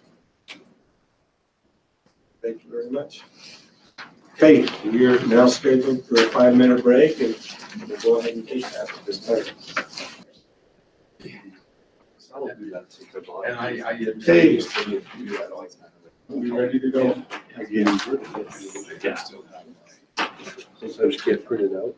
We welcome you back. We'll move on to item number 6, a discussion on the program year 2018 annual action plan for 4th year update to the 2015 consolidated plan, including CDBG and home funding recommendations. And Dan Gonzalez will present this. Thank you. So every year we are required to submit an update to the comp plan. The update is the annual action plan. And this is for the use of both CDBG and home funds. And part of that, of the submission is creating the draft of the plan and opening a 30-day comment period for public comment from anybody that wishes to read it and make any comments about it. We have scheduled two public hearings for that. The first one will be tonight. And the second one will be on June 5th, which is after the 30-day period has been completed. So far, we have received some comments, and there was I don't know if you had a chance to look at Exhibit A is the action plan, and at the very end there is an appendix with comments. We did a couple of surveys in the fall to citizens and some of the subrecipients that received the funding, and in that appendix you will see all the responses that we've received. It's like, I don't know, 5-6 pages, maybe a little more than that. Yes. So this is the plan, it's pretty much the same as it's been for several years. I mean, it's changed a little bit, but. Sure, yes. And so if what's being presented right now, if based on feedback, it may change, but at what point is it kind of locked in place so that it becomes? On June 6th. And then that guides it for the next year, as in people next fall would be making applications based on the plan that we have in place. Yes. Yes, so with tonight's public hearing, or at any time before we actually submit it to the final plan, I think I'm guessing here what you're referring to. But if there are any changes of the practices or goals or whatever it is that we're looking for to do, this is the time to do it.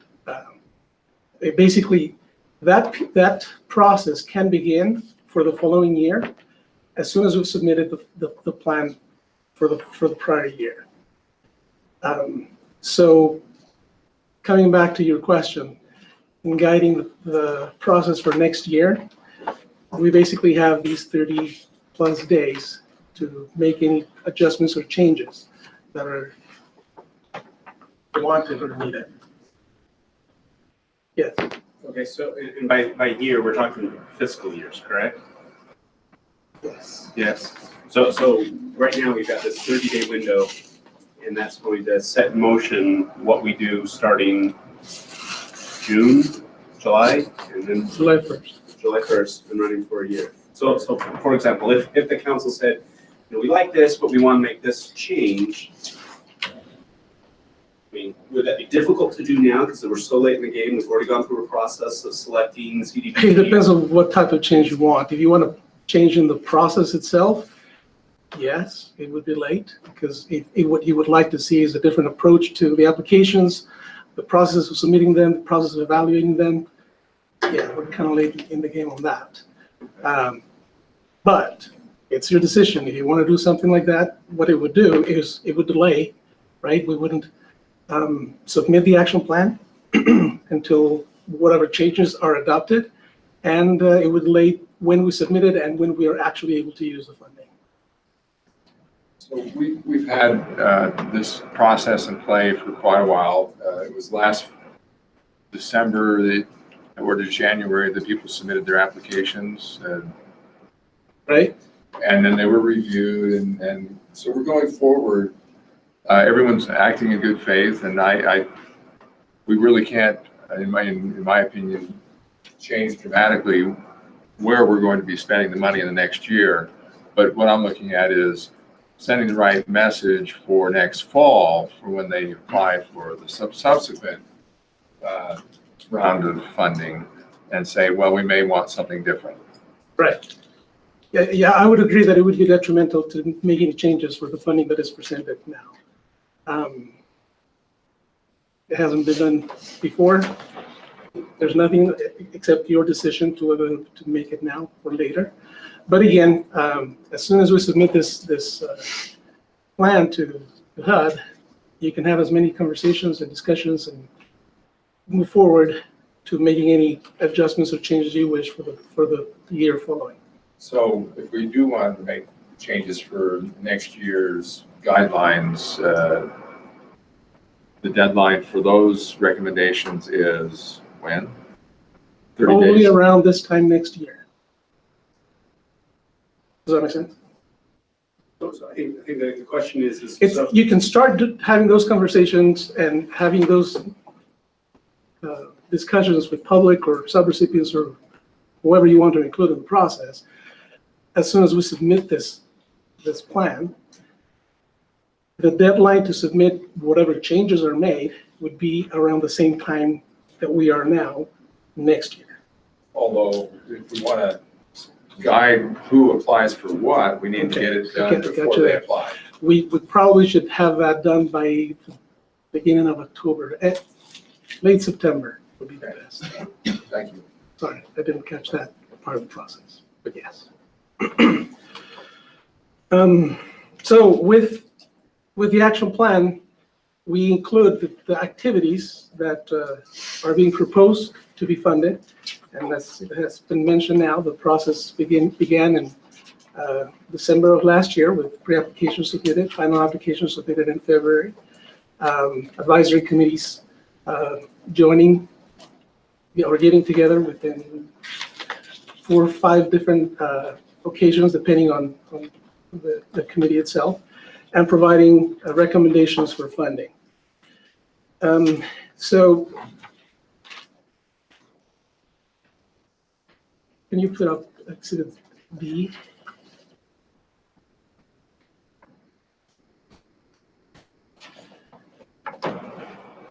All right. Notice the number in red there at the top. We always work with an estimated number of what we think we may get. That number was based on analysis of the trends of what we've received in prior years.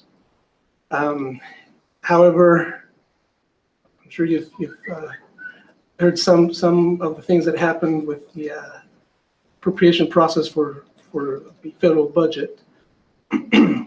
The final budget that was approved had an actual increase on both CDBG and home. And just a few minutes before I headed up here, I received an email that had those amounts. I'm just giving you these numbers to think about, but we'll work with the numbers that are here. But for CDBG, the final number is $1,229,028. So it's an increase of about $144,000 and change in what we estimated. When we come back in June 6th, we will have the actual amounts, and you can also give input as to what the process will be for the allocation of those funds. Anyway, this worksheet shows the administration, how all the funding would be allocated. This is a pointer, right? This? Okay, so based on that number estimated, we add any program income received from the prior fiscal year and any activities that have either been finished or for some reason were canceled. So in addition of 288 and change of dollars to reprogram, we're working with a total number of $1,373,786. We are allowed to use up to 20% of the entitlement amount. So that 217 is a reflection, 20% of the estimated amount to administer everything that we do with CDBG. These 3 lines indicate we run some programs from the RDA, the egress window program, the down payment assistance program, the facade program, and these numbers are used to fund the program delivery, and that's the face-to-face contact we have with individuals in those programs. This number, public services section, we can allocate up to 15% again of the entitlement grant to public service agencies. And again, this number is based 15% of the $1,085,000. All right. The next figures that you see is this is how it was funded last year, and what is recommended to be funded for the current year. Down here you have the capital projects. So that's the difference of that 15% and the 20%, and these dollars that are allocated for program delivery. These are the different applicants, the amounts that they have requested, any amounts that they still have available for the program or projects, how much they were funded the prior year, and these numbers in some cases include these numbers. These are not in addition to this. It's just what was funded last year. And then finally, the recommendation from this committee to how to fund capital projects. Any questions?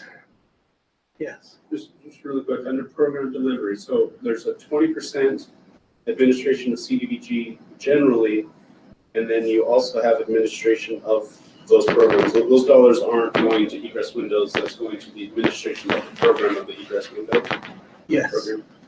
Yes, this amount sadly is not sufficient to cover the costs. So we use that. Is there To supplement. Is there somewhere else that shows how much money is going to the down payment assistance program? With CDBG funds, we are not, that there's not a recommendation to fund down payment assistance. Gotcha. There is with home funds, but not with CDBG. With home funds. Okay. Thank you. Any other questions on this? Yes, Mr. So Sewell? will you be updating the recommendations based on the new number before we vote on? Yes. And tonight you will be hearing from the committee chairs from both the Capital Projects Committee and the Public Services Committees.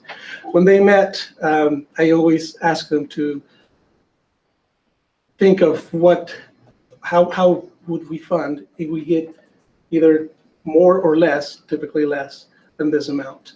For this particular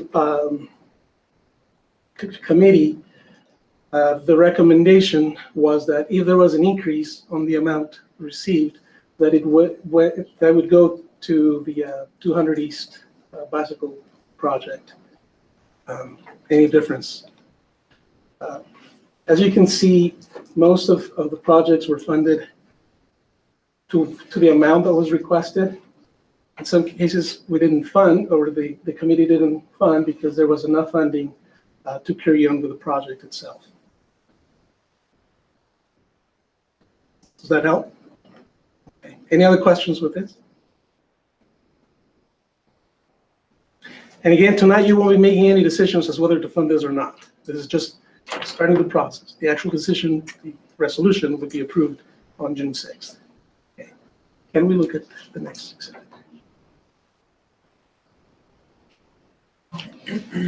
Okay, so this is that 15% that we were talking about, the 162,750.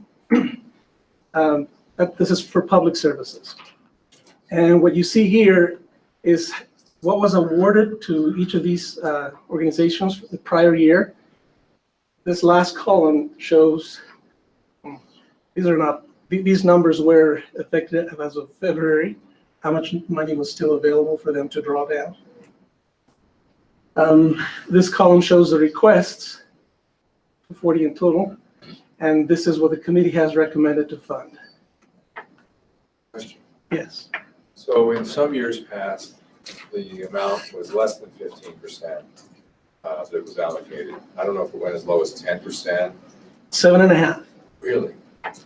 Wow. And that was based on council decision to go that low.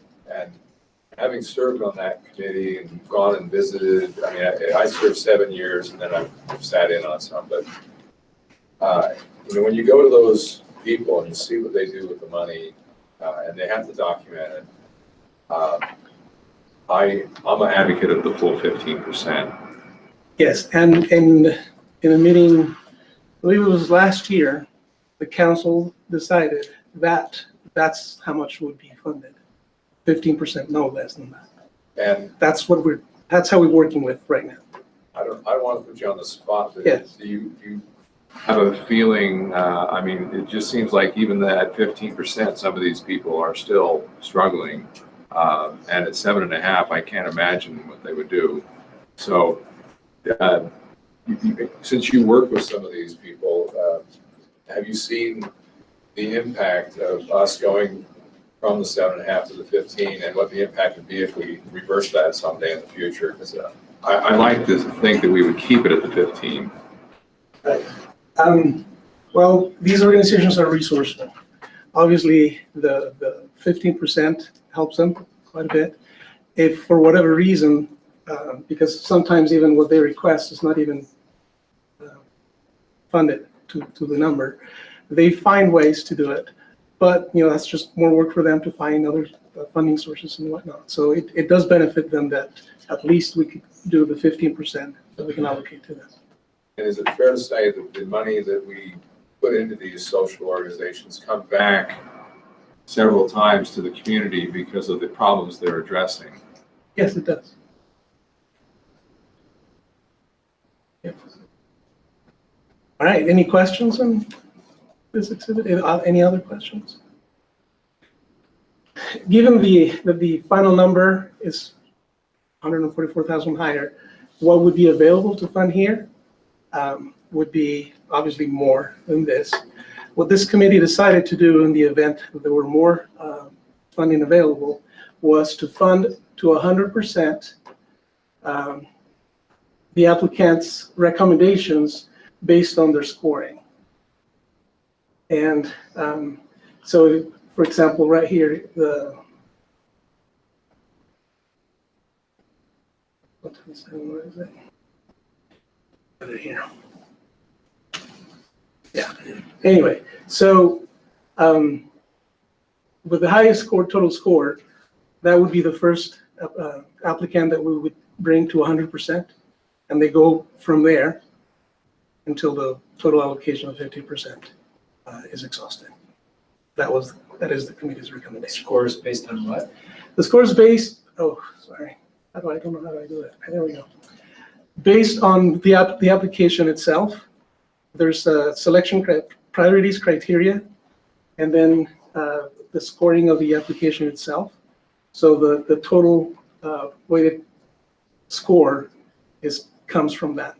The priorities being, in this document that we're talking about, the comp plan, the action plan, the council decided to give priority to certain type of activities. And then in the application itself, it weighs different sections of the application with a points number that comes to the total application of the score of the application. It evaluates what the project does. It evaluates how the organization is set up to do it. What is the return on the funding that is invested? A number of things. Yeah, I guess the only concern I would have, and I can't really think of a scenario, not having seen these kinds of applications, but there might be, so you might have an organization that, for whatever reason, scored lower on the application, but still merits more funding than. Merits and what? So this is part of the reason why these are set that way. Sure, there are organizations that always will be needing more money than others, but again, and there was a CD that was made available to council. I don't know how that was distributed to council staff, that had all the applications and it had all the materials, including the application guide, the scoring system. We provided that about a month ago or so.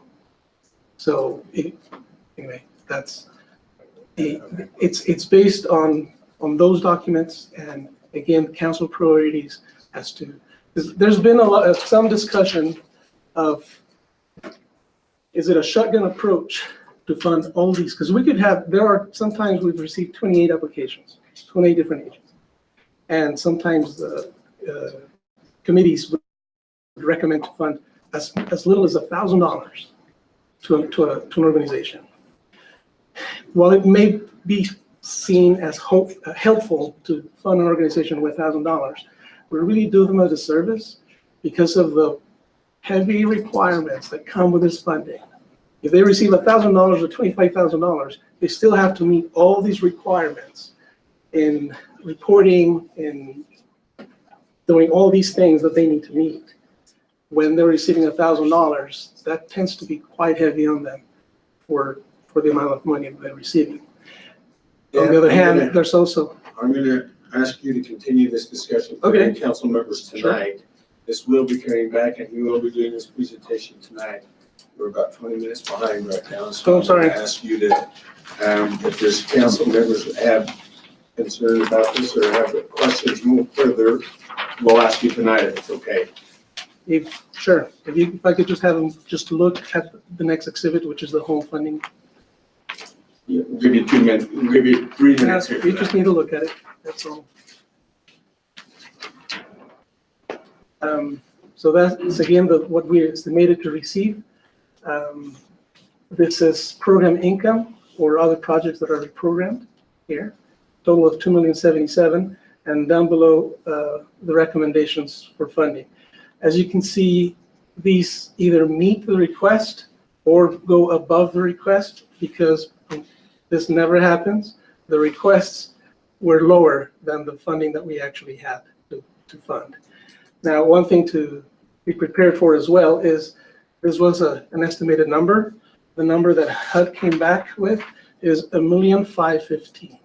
So it's $450,000 almost of additional funding. And all of these requests have already been come up to 100%. Now, the recommendation from my side would be to fund any, I can't control how far this goes, fund any of the applications received here. I would discourage, if there's the idea, to have a new project or a new agency to receive funding that has not gone through the process that each of these organizations went through. I would discourage you to do that because it's unfair, especially if they did not submit an application. So that's my time. So we'll look to see where we want to put that extra funding. Is that what you're saying? Actually had to allocate it between those that applied. Oh, that's already been allocated to those that. It has not been allocated. Okay. What I'm saying is it's already we're recommending where to allocate it amongst those that apply. I see that. Okay. Very good. Right. Okay. Very good.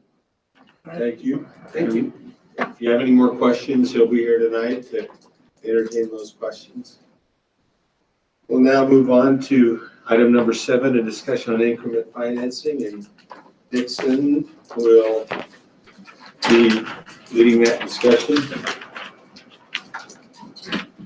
Well, so this is really your discussion. I passed out a document that our staff came up with the administration. And again, this is an hour-long presentation or discussion. Now, I don't have a presentation that's going to last an hour. I can give a high overview in about maybe 5 or 10 minutes. And then would just love to hear your conversation and feedback to get some direction or let you debate this policy discussion on the appropriateness and the usefulness and when, why, and how incentives are given. And incentives is a word that's often used. And when someone says incentives, this is what we think of in our office. But yet incentives could be, could really comprise any number of things here. And you can read what I have here, but this is just for the viewing public if they want to, if they can see that. So, so why are incentives given? To encourage a desired use, to remain competitive, a catalyst for change, quality of life, products and service offerings. We want something to happen sooner because we just outright want something. We want to partner with businesses. We want to make a marginal project better or feasible, protecting what we have, increase tax revenue later, preserve the base. It's always about the new money. Business-friendly city support, creating an environment for other things to happen, and then, you know, for future generations, what we're able to get with the return on investment. And then we came up, you know, so those are some reasons why incentives might be given. They're not maybe the only reasons. There could be other reasons why we would do an incentive. In fact, you as a council could make a decision right now that we're done with incentives. Just cut it off, we're done. And you can do that if you believe that growth or other projects will happen without them. And that's not illegal or immoral. It's just an opportunity cost. It would be really cool to live in a utopian world or have a little incubator, this little side set that we could do that and see what happens. I don't know if you want to gamble that way, but you could. So some of the principles that we use as we consider these incentives, and again, recognizing that you don't see everything that we ever talk about or hear about. In fact, most of them you don't. It's usually just the bigger ones are where we think it's going to make a difference. And if you could just scroll up there, Kelsey, as we go. But so it's always post-performance. I think we have someone in there, but the city just doesn't write a check. In fact, I'm not aware of many cities who do. There are some states who do. And oftentimes, these aren't even the incentives that the state deals with. And generally, the state is only involved in actually true economic development, and retail isn't really true economic development. It's just spinning a buck through the community. It does add to quality of life, so not to dismiss it. But if you go to an economic development conference, very little is actually said about retail. And not that all this is retail, but a lot of it is about retail. And that's where most of the discussion has come from. But anyways, post-performance, we use the but-for rule. You know, again, but for our participation, this may or may not happen. And part of the challenge is we don't always know. But we try to at least, on the face value, say, but for our participation, this is or is not going to happen. We're trying to close a gap. Again, there may be some market externalities. This is very evident down in Mountain Vista. For a very short time, we said, we're just going to sell property for what the appraisal is, and we'll just see how that works. And all the people we were working with said, well, when you're ready to talk about what the reality of this property is worth, we'll talk some more. But if you want to sell it at full price value according to your appraisal, we're done. And that didn't last very long. And so again, we don't give the property away, but we get to a price that seems appropriate for their interest to develop it. Dixon, got a question on that. Yeah, stop me anytime, please. Does that just mean that our appraisal's worthless? No, because when you say stop the gap, if we can't sell it for what it's worth, yeah, what good's the appraisal? So if you have a piece of ground that has no challenges to it, and you have a willing buyer, willing seller, then that appraisal is very helpful. But if you have a piece of ground and the appraiser doesn't know all the challenges with the property, so at Mountain Vista, it's a known quantity that there's some challenges down there. And the appraisers have no idea what it's going to take to make this property buildable or what they're going to have to put into it. But a contractor does, a developer does, and that's where we factor that into it. But you have a piece of ground out on the west side, or it's been commercial, it's been something else before, maybe here in downtown. Those appraisals are very accurate, the ones in Mountain Vista, and they will say, if all things being considered, if this is shovel ready and everything is up to speed, utilities are in, there's no additional groundwork because of either residual contamination or structural issues, this is what the price would be. Well, we know those issues, those conditions don't exist the way they do. It's the same way at the golf course. We had some ideas on what it is, what the challenges are, but we have not done all the detailed information, and we could spend a lot of money trying to figure that out, which then means we try to recoup that cost. And rather than do that, we just say we take some expert opinions, they give us their best ballpark idea, and then we work with them, try to get to that value.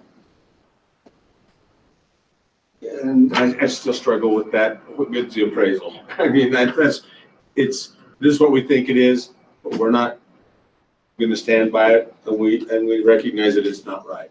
Well, what it does though, Gary, gives us a baseline to start from. Okay. And the baseline assumption is that the property is shovel ready and there are no problems or concerns.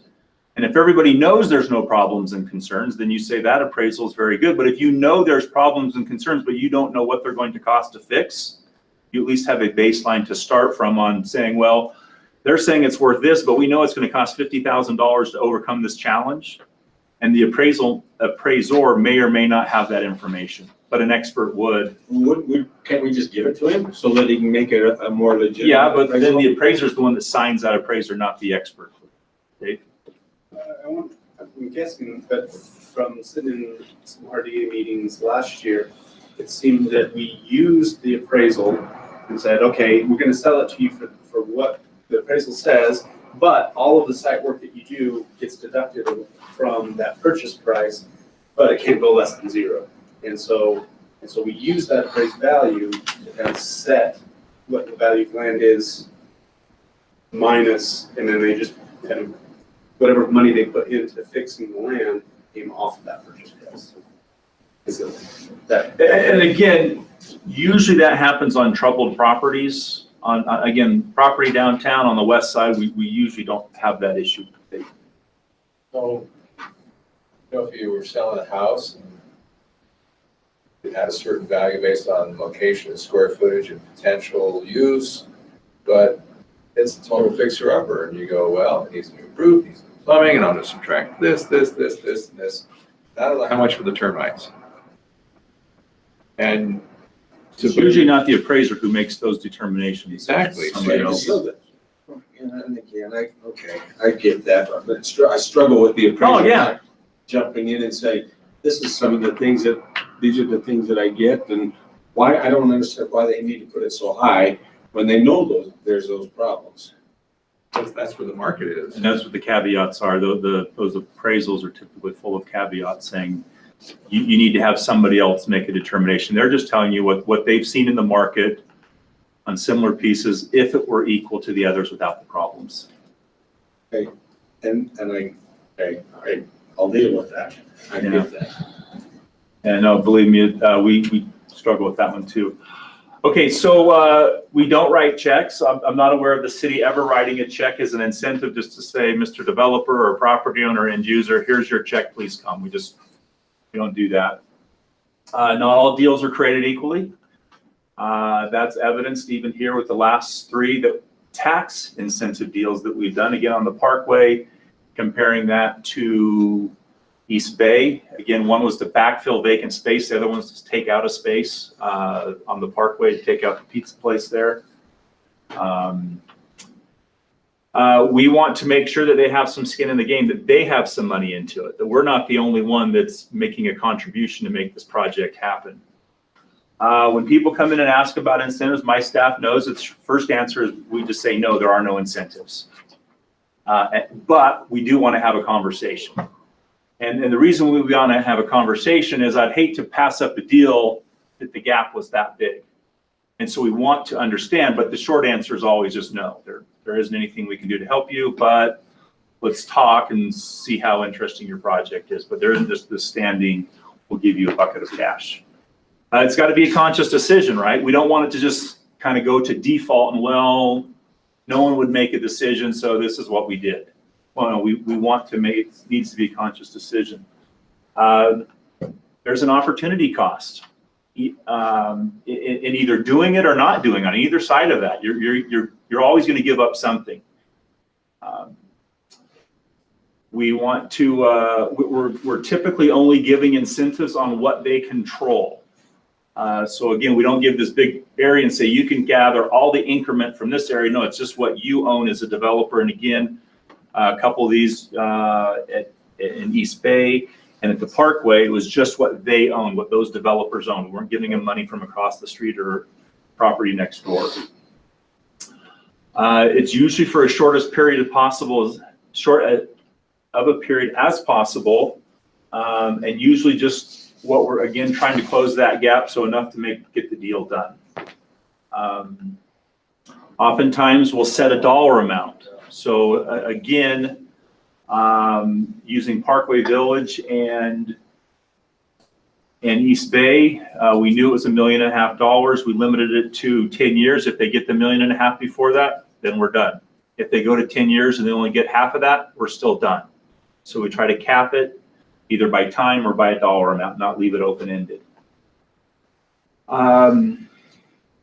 Opt-in, these are negotiated. So again, these are typically on property tax. We can't go to the school district and force them to be a member to participate, or with the county. Part of the principles on the statewide sales tax system, that's what they incentivize. The state incentivizes sales tax. They don't actually incentivize jobs as far as the local economy. We could bring all the jobs here we want. We have great employment, but it doesn't do anything directly to our sales tax as far as a bottom line. So if we have some large employers that do a lot of things in our community, but if you go to our sales tax revenue, you won't find their names there and see how much sales tax they paid, but we do see our retailers doing so. We go to where the money is, and it's through sales tax. If the formula were to shift and suddenly it was 100% population, you'd probably see a lot more communities doing things differently than just going for the sales tax. They'd probably be building a little more houses because they know the more housetops they have, the more of that sales tax they're going to get, and that's a statewide discussion. And that's where we can talk about point of sale versus population. The car dealerships, the ones that were done about 20 to 22, 23 years ago, they actually went in, put in all their utility improvements. Okay, so they front loaded it and then they got paid back over time. So again, it was still post-performance, and had they not performed, they wouldn't have gotten the money back to pay for the improvements that they had actually paid for up front. The mall did the same thing.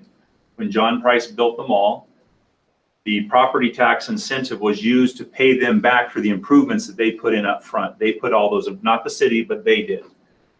And so that's how that deal was structured. And then again, I think we talked about this, that's redundant, it's skin in the game. You roll up now on that. So again, not that far, just need to go. I'm sorry, I'm sorry, I got my directions wrong. So we just right here, that's good.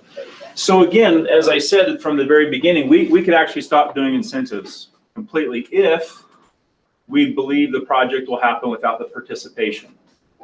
And we do, and we've used the concept, or we talked about, it's a race to the bottom, and it's true. It is a race to the bottom, but everybody's in the race. Talked about a countywide approach of not giving incentives. That needs to not be a countywide conversation. I go to these economic development conferences and someone will raise their hand from Poughkeepsie and they'll say, yeah, it'd be great if we didn't have to do incentives, and everyone agrees. And then you got one guy that says, nope, sorry, we're gonna keep doing incentives. So everybody keeps doing incentives because you want to remain competitive, because but if you think it's not gonna happen or it's gonna happen on its own, why would we give an incentive? If I was the community to the north and someone came in and they were a great user, but we already had one, or we weren't trying to fill the gap, but we'd say, hey, we'd love to have you here. And if you want to be here, that's great, but there just is no incentive for you. We're not offering you anything. Yes. So if nobody offered incentives, it would happen somehow on its own. Yeah. But there would be no guarantee as to who would be the recipient. So the guy raises his hand, he wants to be the recipient. Yeah, it becomes a very vicious cycle. So we do it because others do it, stay competitive. Then you could also talk about a threshold, and that's probably where we're at. So I think I've talked with all of you that we don't anticipate continuing to bring the council and the administration incentives to consider. As I look out, I see one for the mix, the mall, the Riverwoods, and maybe a West Side grocery store. And that's only if you approve them. But as far as deals that we would bring to you that would need an incentive, I really don't see much beyond that. And you may not even see those four, and if you don't, that's fine too. But if you ask me, that's kind of what we're looking at. And so again, the idea is what we're trying to get us over that hump so these things happen by themselves. If you look at the projects that I just mentioned, most of those, the mix, the mall, the Riverwoods, don't actually include our big powerhouse retail sales tax generators. And they're developers, they're larger properties, and they're trying to get something going or change, make a difference there to make something happen. It's currently not happening. Can I have a quick question on that? Yeah. So you named four. Do you foresee those as being property tax or sales tax? I see them maybe potentially being a combination. Some of them may be property tax only, some of them may be a combination of. So the last three that we've done have been retail only. And as far as CDAs that we've done in the last, Dave, as long as you have been here, how many property tax deals have we done? And those were not sales tax deals. One for City View Apartments Duncan? and Duncan Aviation, and we're getting ready to switch the one for downtown development. And we have Mountain Vista. We have Mountain Vista. But how many CDA areas do we have in the city? Currently have 8. Okay, and of those 8, none of them have sales tax deals in them. Is that correct? Those are just property tax only. Okay, so, and the sales tax deal that was in place for the car dealerships is now over and has been for a number of years. So currently on the books, we have 8 CDA areas and 3 sales tax agreements that are sitting out there right now. And how many of those CDA areas have actual Projects going? projects? Do you know? So the CBD project area is expired. The South University one only has the City View Apartments. Duncan Aviation has its sole one around there. The project area number 4 is for the mall. There is a downtown, it's not the CBD, but there's another downtown project area that hasn't been activated as yet. And then there was one that was for the benefit of the Covey Center. And the one in Mountain Vista is just really on just the property that Provo City owned that wasn't offered to. So we are in the process of getting ready to extinguish the tax increment for the Covey Center because we've reached the point where we can pay back the bonds. So I think we're actually a little bit ahead of the game on that. So again, this isn't too much different on when to give incentives. Again, we're trying to encourage redevelopment. Again, we're trying to grow the base. Again, when we have done even the retail deals or the property tax deals, we always preserve the base. And again, these deals don't last forever. There are a few that have come back to do a refresh. And that's probably the one that you'll see from the mall, from Provo Town Center. Dixon, when you talk about preserving the base, I wonder, how do we preserve the base with what they've done out with the mix, for example? So what of that property, so if Can I nothing. give an example?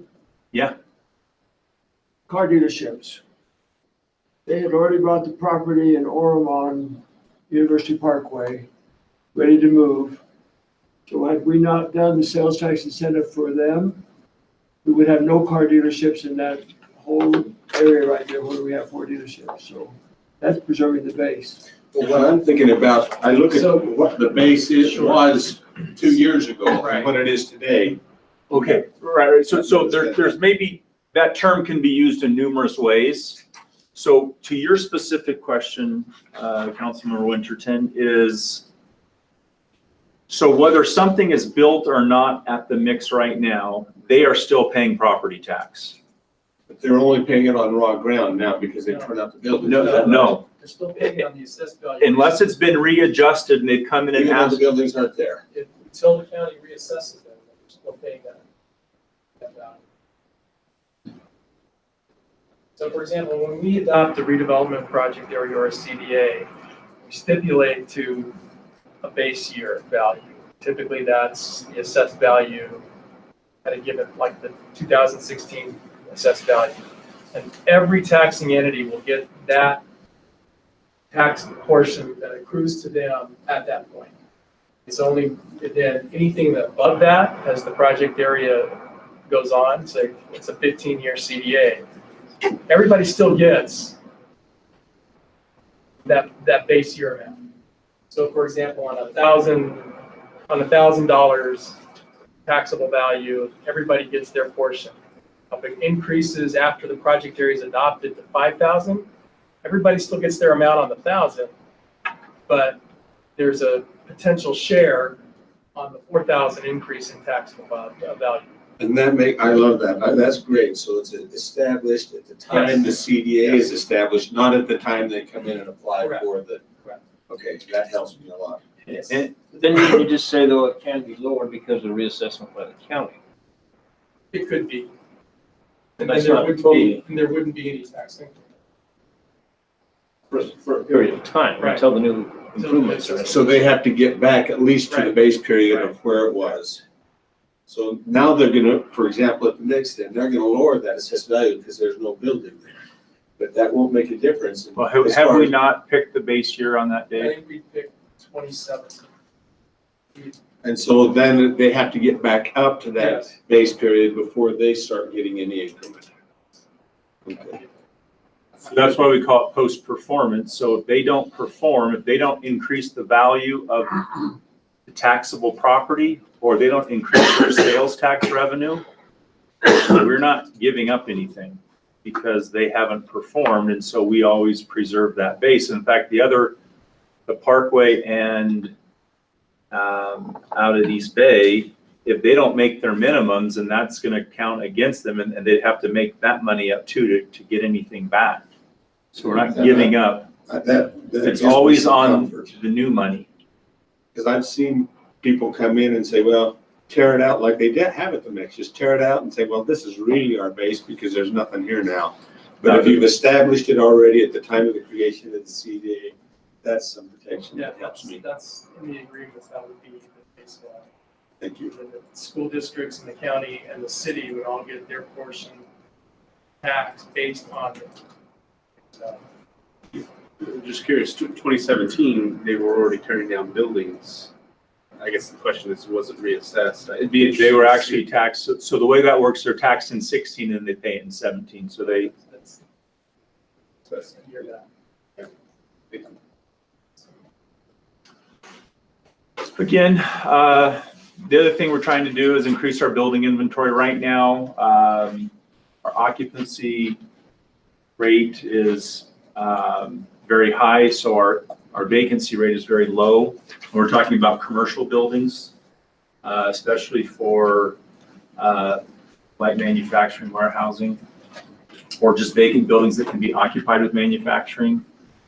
Again, why we would give an incentive to be a catalyst for development to be over that tipping point. Again, kind of a field of dreams approach that if it's built, they will come. So if we have those buildings that are down there, again, down at Mountain Vista, that's exactly what we did. We built the infrastructure and now the businesses are coming. Again, we're looking for a desirable name, product, or service. If there's something we really wanted or try to get, again, we might give an incentive based on the location of a development, trying to make something happen there, either trying to create or retain jobs. Again, we're typically working with the developer, not necessarily the end user, and that can be specified in the agreement as we strike the agreement with whoever the entity may be. So again, these are deals that we anticipate that we would bring forward at some point when they're ready. Again, the mall, the Riverwoods, the Mix, and a grocery store on the west side. If you can roll up the types of incentives.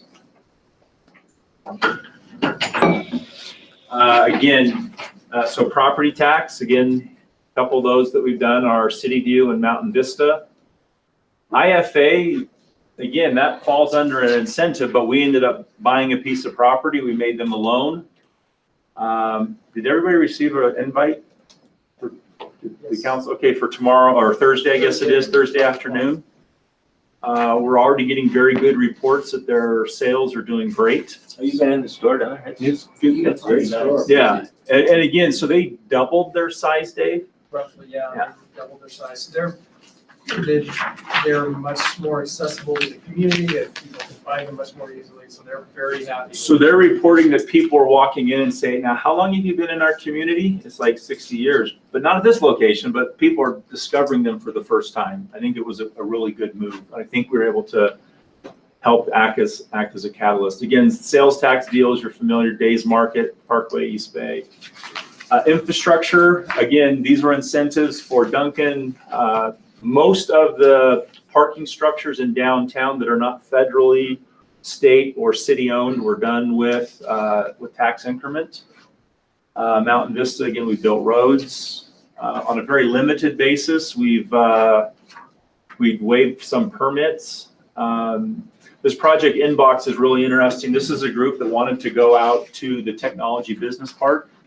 It's the former Novell. Call center, 650 jobs at about $15 an hour, which is not great, but it's also not bad. It's better than retail pay. They were going to have probably 40 or 50 jobs in the $80,000 to $90,000 range, and the site selectors were pushing, not the business, the site selectors were pushing very hard for an incentive. What are the incentives that the city is offering? And we said, well, based on your $400,000 investment, we could probably waive a $4,000 building permit. That's about what we can do, because you're not building a new building, you're not selling anything, you're just not increasing the value here, and that's the best we can do. And if that works for you, great. But if it doesn't, you're still great people, and we'd love to have you. And I don't know if they'll come or not. And again, if they don't, then we just decided that just wasn't a top priority to us, and we weren't going to offer them lots of things that maybe they were hoping for. Now, interestingly enough, the site selectors got paid on commission based on the size of the incentive. Our office doesn't get anything like that. Okay, so we're not on commission. So if the deal is worth $1 million versus $5 million, economic development staff, we still love to be here. We ride our bikes to work, especially on Ride Our Bike to Work Day. But anyway. And then there was another one called the Yoga Underground. This was just a very small business, and it was a yoga shop. And again, yoga shops are awesome if you're into that, but it just wasn't a real high priority. And it's like, there wasn't much we could do to help that one. We can't help everybody. We try where we can, but there just wasn't enough there. Mountain Vista, we've done some land write-downs again. Yes. Do we know if they came anyway, or is that still? They did. So they were already here. They wanted to relocate from one part of the city to another part of the city. And again, we just kind of have to weigh that all, take it into balance and see where it falls out. And again, on something like that, there wasn't really much that we could do to help them. Did they make the move? Or are they still in the same place? Yeah, they So they're on 9th East, or by the gym, or by Boston Gym, and Old Mad Dog Cycles. What they wanted was us to waive their permits and also pay for some of their TIs. And once again, we just went through those tenant improvements, and we just went through that list of, what's our return on investment? Is this a priority? Asking all those big picture questions, and unfortunately, we passed them. Then at Mountain Vista, so this is where, again, we've done some land write-downs where recognizing how much money they'd have to put into the project to make that more equitable there. And then we also use other people's money as incentives. So with the 108 loan, we've got EDA grants, and then we've also used block grant to do some of the facade renovations in the downtown, and those also are seen as incentives. Again, just the recent sales tax that we've been given, I think you're familiar with all those. And then if you could roll up to this last one, business is not given an incentive. Most of these are probably not what I would consider huge. But the Sweeto Burrito, the Even Stevens, right there where Stevenette's used to be, they came because they wanted to. And again, that's where we talk about trying to create an environment or pro-business that we've reached the tipping point and that people kind of come on their own. The Target Express, what was really important to them was to get in and out of the shop, the park at the Riverside Plaza. And so that was, if they got an incentive, that's what it was, that we kind of helped facilitate some things for them to do that. The shops in downtown, most of the shops in downtown, but for maybe the facade grants or a sign, they've kind of recognized that the downtown is a pretty good place to be. But if you think about Wells Fargo and Zions and what New Skin did, the city provided some incentives on infrastructure and parking decks in creating that environment that others want to move to. The Rodizio Grill that backfilled what used to be Tucanos, the developer may have done some incentives there, but the city did not. Provo Beach, which backfilled Copeland Sports up at the Riverwoods, that was done on their own.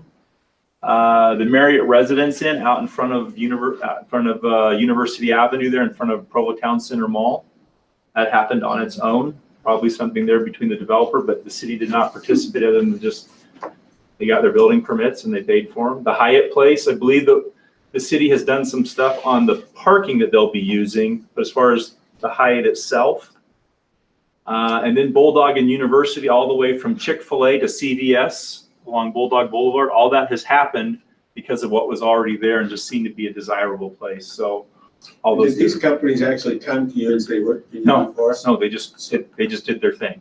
Okay.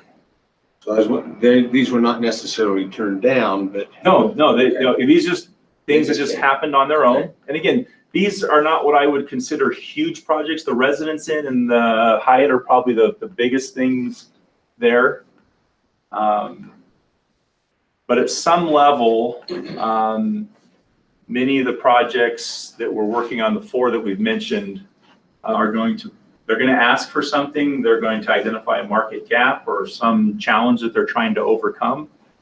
And so they're going to come make a request. Is there a difference between, I mean, I'm looking at Cubby's on that list is the only one that I can think of. Well, I guess Provo Beach is, I don't know if Provo Beach isn't a chain or anything. No. Right? So when you talk about like sort of mom and pop shops, local entrepreneurs that are not franchises. Yeah, Sweeto Burrito started as a food truck, so I would consider that local. Yeah. So, I mean, in terms of stimulating local business and helping local business stay local, just talk me through that a little bit. Are there advantages or disadvantages? I mean, because these are not people who needed any sort of help to stay local. So, whereas Days, I don't think the incentive that was offered there necessarily was to protect them from leaving, but it felt to me like there was a little bit of a dimension to that deal that felt right because they were local. But when does that the fact of being local factor in? Well, that's why I said where every request or incentive consideration is unique and individual. They're not all the same. We're not necessarily out looking for local businesses to assist or turning down all the national chains because they're national, or it really just depends. And again, we really don't go looking for these. We're not advertising. We're not putting out banners saying, hey, come see us. Most of them come find us.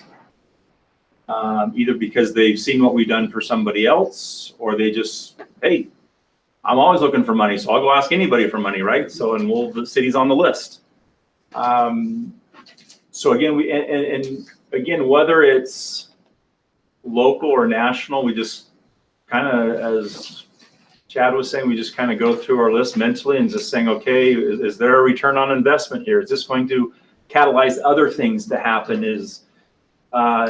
Does it even make sense? Will it pass the public smell test? Are we getting something that we didn't have before? Those are all things in the list, as you saw. Those are things that we look at. And so it's not really a matter of whether it's local or not. That may be one of the things that we look at. Again, so IFA, you could consider that kind of a mini Home Depot in a way. A lot of the similar things, not entirely, but again, they came and they had a unique offering. It's like, hey, we have a piece of ground that we don't need anymore. There's a piece we'd like to get. And so we just talked to them and tried to refine it as best we could. And there was probably some things that they initially asked for that we weren't or couldn't do, or we didn't think that you would go for. So we didn't bring them up and just tried to package it as best we could, and worked out, and glad that it did. Yes. Let me just give a couple of examples where the city has really stepped out. The city spent $12 million buying the land for the mall without a mall developer. What happened is the developers would go to Penny's or Sears and say, we'd like to develop a mall in Provo. They say, where? Well, if you'll commit, we'll come. We'd love to come to Provo if you'll commit. And they say, we can't commit without knowing where. Yeah, it gets very circular very quickly on who goes first. So the city, that was not post-performance. That was spending $12 million of the city's money to facilitate the development. And then we, in addition to that, of course, did infrastructure. Riverwoods didn't ask for anything. But one other thing on the mall, Nordstrom's would have come to Provo, they offered to come for $14 million. All the incentive they wanted, $14 million. They went to University Mall and failed long term because the market here just isn't a notions market. That was a good decision. Riverwoods didn't ask for anything. The mall was willing to give them something and took their key stores away from them. Had we had incentives with Riverwoods, I think we would have had a more successful development. Because they didn't ask and we didn't offer, we lost 3 or 4 major. And you need to clarify which mall that was doing that, George. It was the University Mall. Yeah. They were willing to give those incentives, so I think you have to be careful to think that they won't happen if you don't come, and if they do come, have you done enough to make them successful?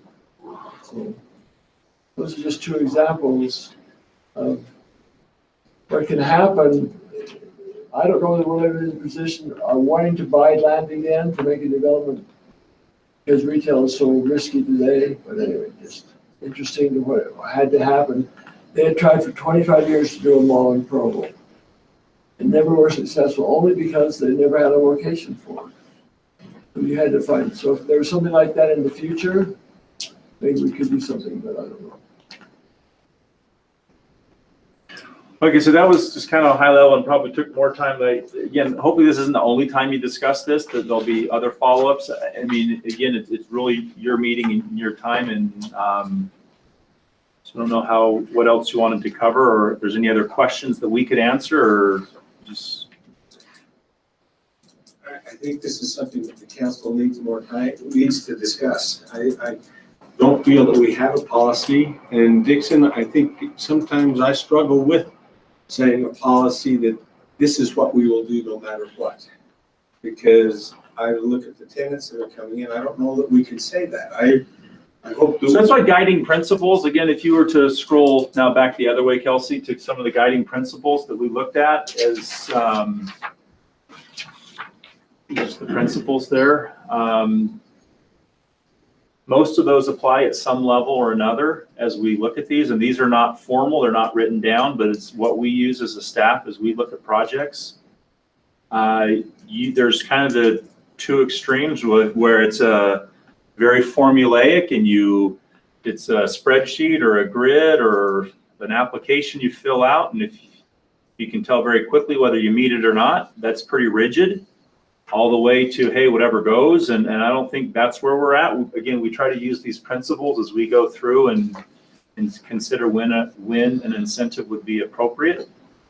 So the guiding principles and whether you formally adopt these. I mean, obviously the school district has done some things, and that's kind of worked out very well for them. We're going to bump into some of that. Can you help us with this? What's the school district done? Because I'd actually defer to Dave Walter on that one. Dave, can you help us with that?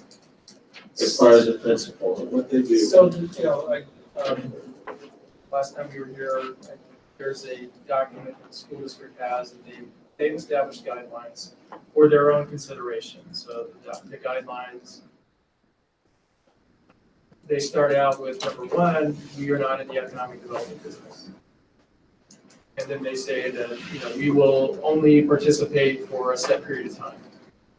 We will only participate up to a certain, it's usually 71 or 75%. And they will only participate now if the city is participating, because those are, the way they look at it is that we're more than willing to give up, and I'm paraphrasing, I'm not quoting anybody on the school district, but their feeling has been that the city is willing to give up property tax because we will make it up in sales tax. So, on the property tax basis, we don't get as much as other taxing entities do. And so we're willing to give up our portion because we think we're going to get sales tax to make up the difference. But to clarify that, very few of the deals that we have done actually have sales tax involved. So it's not like we do have the ability to make that up. And another items they would like to be involved sooner, up sooner in the process rather than at the tail end. So we've been working with Miss Bryant on a couple of deals, and she's actually attended several of the Duncan Aviation meetings. So when we went to them, they had a little bit more familiar, they had someone on staff rather that had some more familiarity with the process. Yes, sir. Just a quick question. You mentioned that they had a maximum time frame that they would participate. Do you know what that is? It's usually 12 years. Now, on some things, they've been willing to go to 15. And then So Duncan was 15? Duncan is 15. But they recognize the value of Duncan to the entire community. Not, you know, and it does provide opportunities for high school graduates in the program. Duncan has committed to being willing to work with them for not necessarily apprenticeship programs, but training programs. And then lastly, that they do have a cap on the amount of property they would subject to a redevelopment type project. So it's the amount of property defined by value of that property? So, as I understand it, I'm getting better clarification with Ms. Bryant tomorrow. But there is the overall assessed value of the property of the city that, but no more than 5% would be subject to a project. So that kind of, you know, for a city such as Provo that has approximately 50 to 55% of the property within the Provo city boundaries are subject to not being taxed, right? Because of different taxing entities. So I'm looking for some help from the council. Jason, you've got 3 possible, you have a few coming forward in the next little bit. And we anticipate.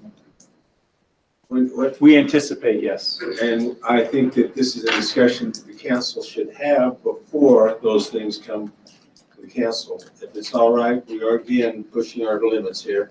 Dave? So I hear the school district has their criteria, and we have a list here of principles, but they're not in any particular order. Is there a way that you could put it in your order that you would kind of prefer? Yeah, sure, you bet. So again, the interesting thing on sales tax versus property tax is property tax deals have 4 taxing entities where sales tax is just us. So we're not trying to strike a deal that others can then, other than the developer, we're not looking at other taxing entities to kind of see what we're doing as a comparison. But Kay had a question also, but yes, Dave, we can do that. It's more a comment. I like the principles. I would like a little more definition to them. Okay. Then when a project comes to us, I would like to see those principles, and I think you're applying them in your discussions, but I'd like them to be a little more specific to help me understand, okay, we're doing this because this principle right here, this is what we're trying to accomplish by doing this one. And this is the financial impact it's going to have. And you do most of that, but just like it a little more expanded. So not a problem. Gives me a little more. That's when those projects come in. I mean, those proposals come in, right? Is that what you're asking? I think to get those principles prioritized or specified a little clearer, or even if there's a principle might have, like the cities or the school district says, no more than whatever. I don't think I'm looking for a real number like that, but I like maybe some of them could have a little more definition. Okay. So, George? I'm not in favor of hard, fast principles personally. I think that would be destructive to the process. We know what we've done in the past. We know what is reasonable. I think they know what's reasonable. I think the council knows and the administration knows. And we do it in closed session. We can do that in closed session, and if it's not something that's reasonable, it's not going to get out of there. And so I would hate to see us pass on a good project because it somehow doesn't meet these principles that we arbitrarily set, not knowing the conditions or situation that's going to come up in the future. We never would have done the mall had we had principles that we don't spend money front end. We wouldn't have done it. That's what had happened, in fact, in the past, why we didn't get the mall, because there was that mindset that we weren't willing to go out on a limb. So, thank you. Okay, and then on the one hand, it's important to be flexible, but it'd be nice to have kind of a way to have a rating system. and a priority, a checklist. And, you know, these are the most important things, and this is how they scored on this. It doesn't mean that you fail them because of a certain item. It just gives you some basis for discussion. And you can say, well, you know, even though they're low here, it's balanced by this other counterbalancing item. I mean, it's relative. There shouldn't be maybe a hard and fast no, but there needs to be some discussion and a way to rate. I've heard from some council members that if we doesn't meet certain principles, then we shouldn't go ahead. Dave? I think Dixon was the one that said this, kind of made the differentiation, and it is semantics, but one way to look at it is not to have hard and fast policies, but have guiding principles.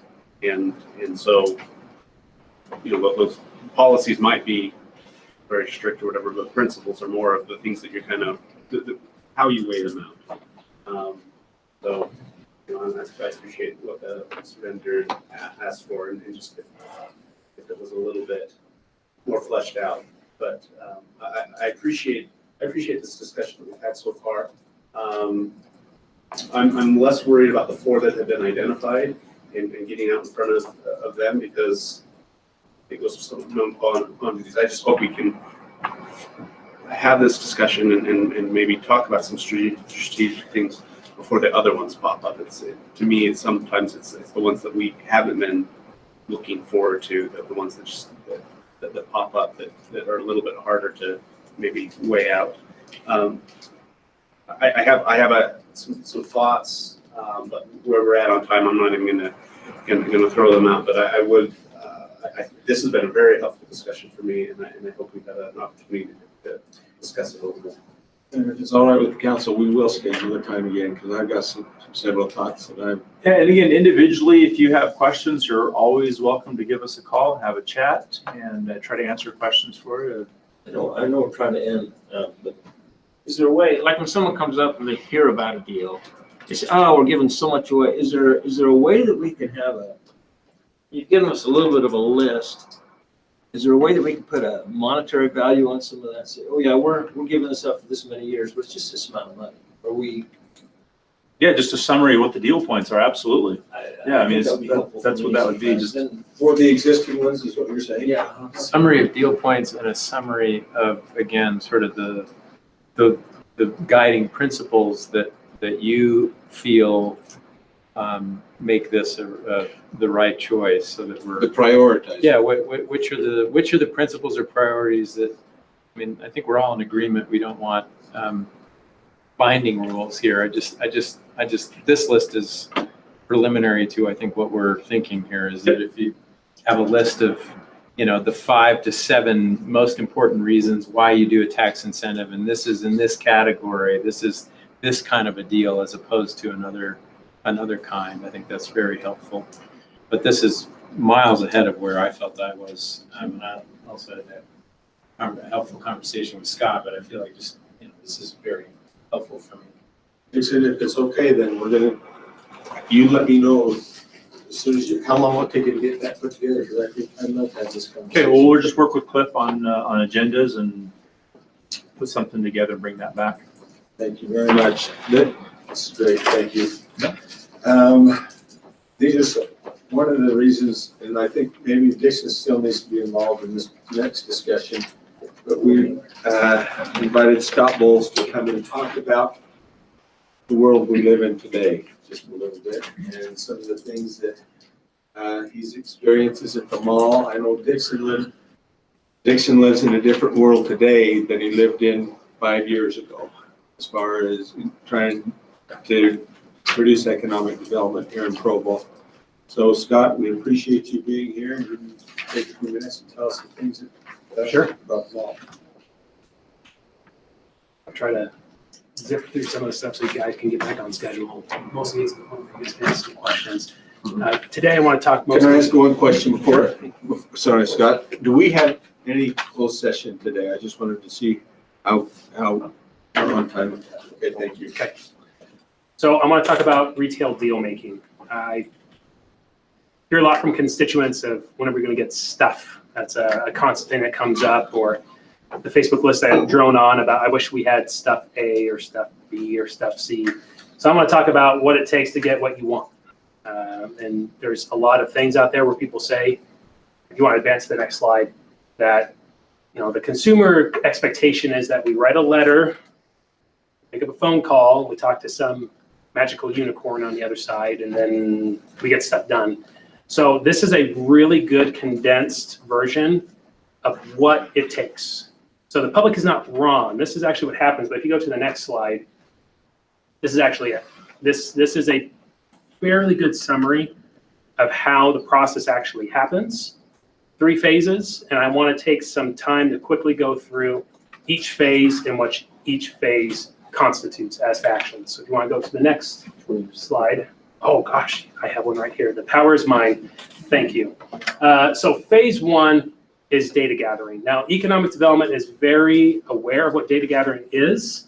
When I worked for Provo City, I would go down to Las Vegas in the month of May and go to the International Conference of Shopping Centers Retail Global Conference, or RECon. And that is all about data gathering and deal signing. So in this, there's generally 6 steps.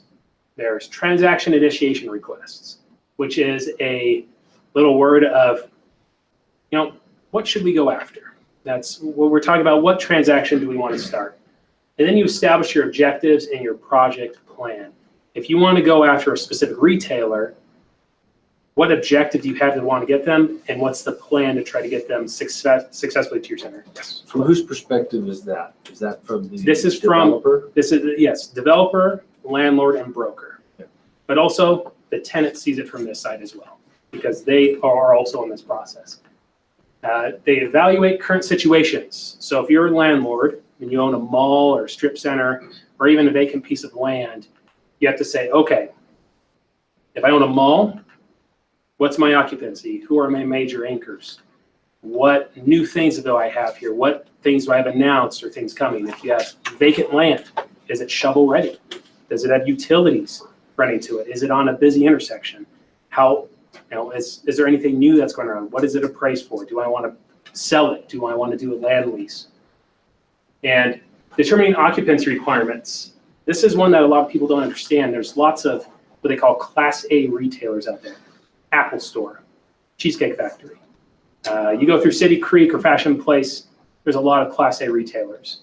They won't even approach you if you don't meet certain occupancy requirements.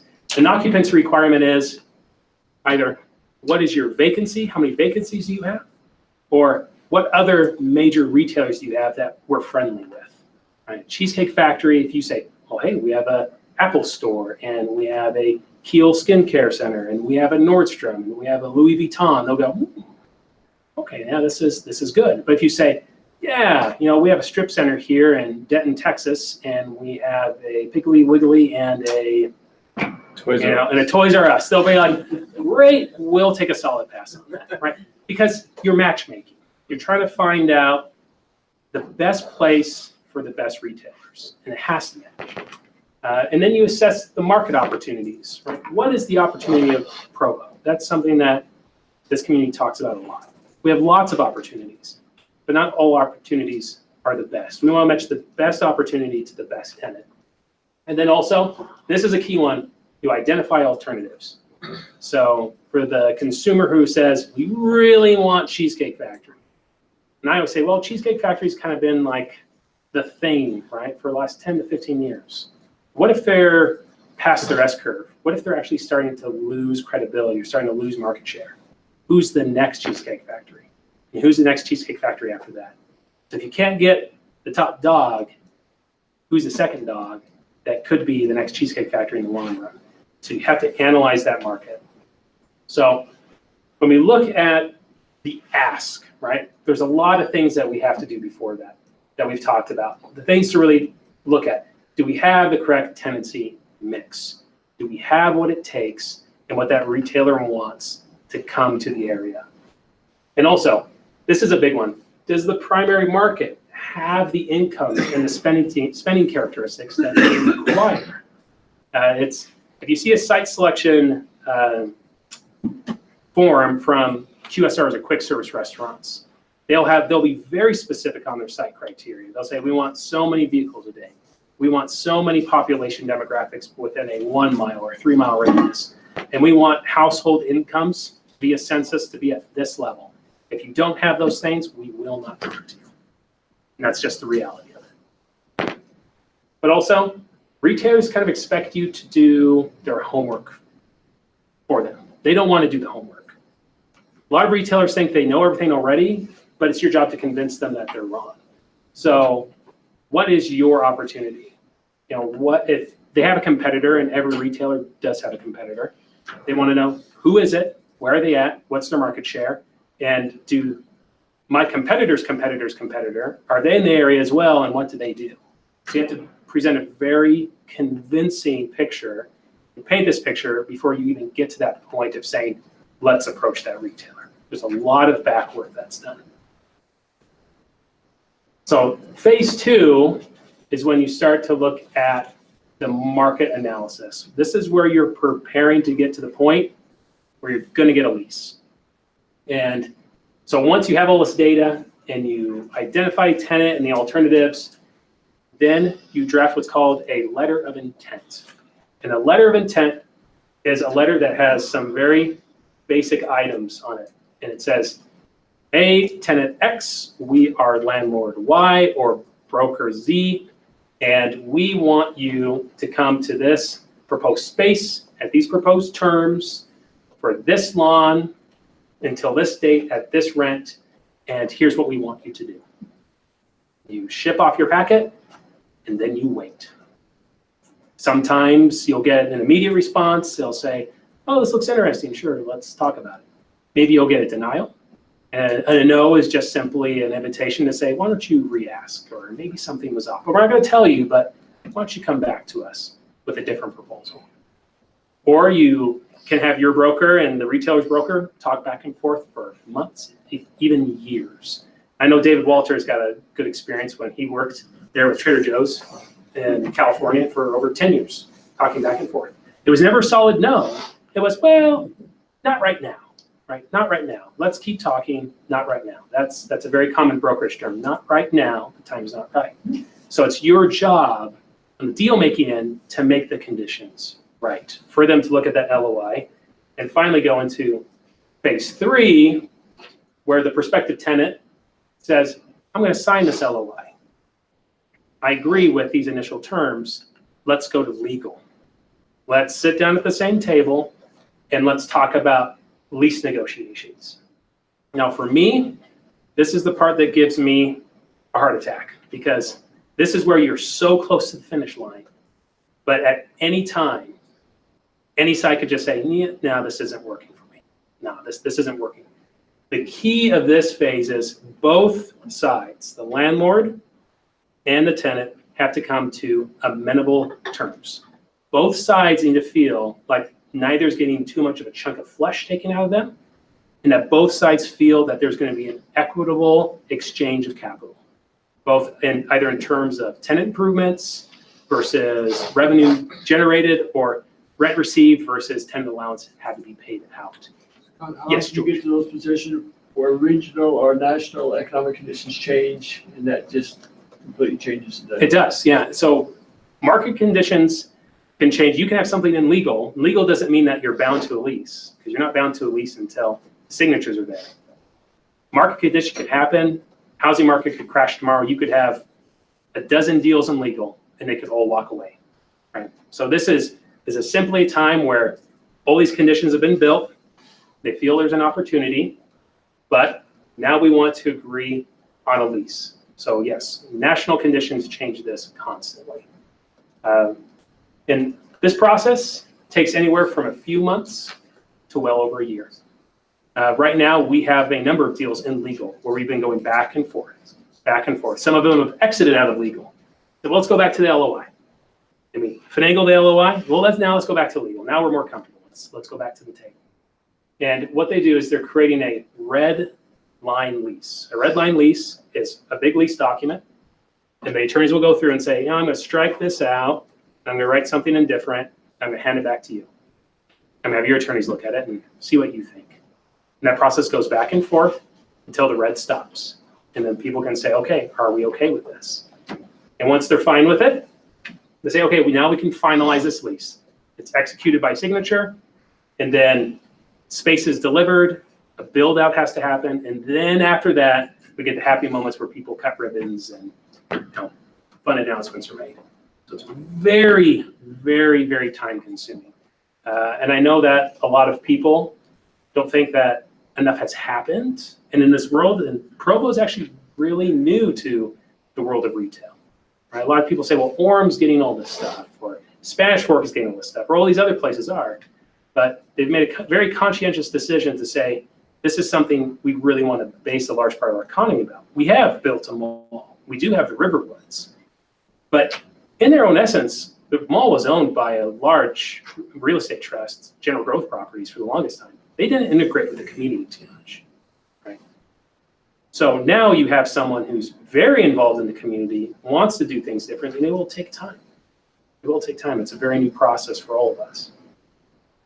But before I go anymore, I know I rushed through those 3 phases. Before I get to a summary, does anyone have any questions about anything that I've said so far? How are we as a city, as a community in attracting things? How hard do you find it? Have you had experience in other places? Where are we in Provo, I guess?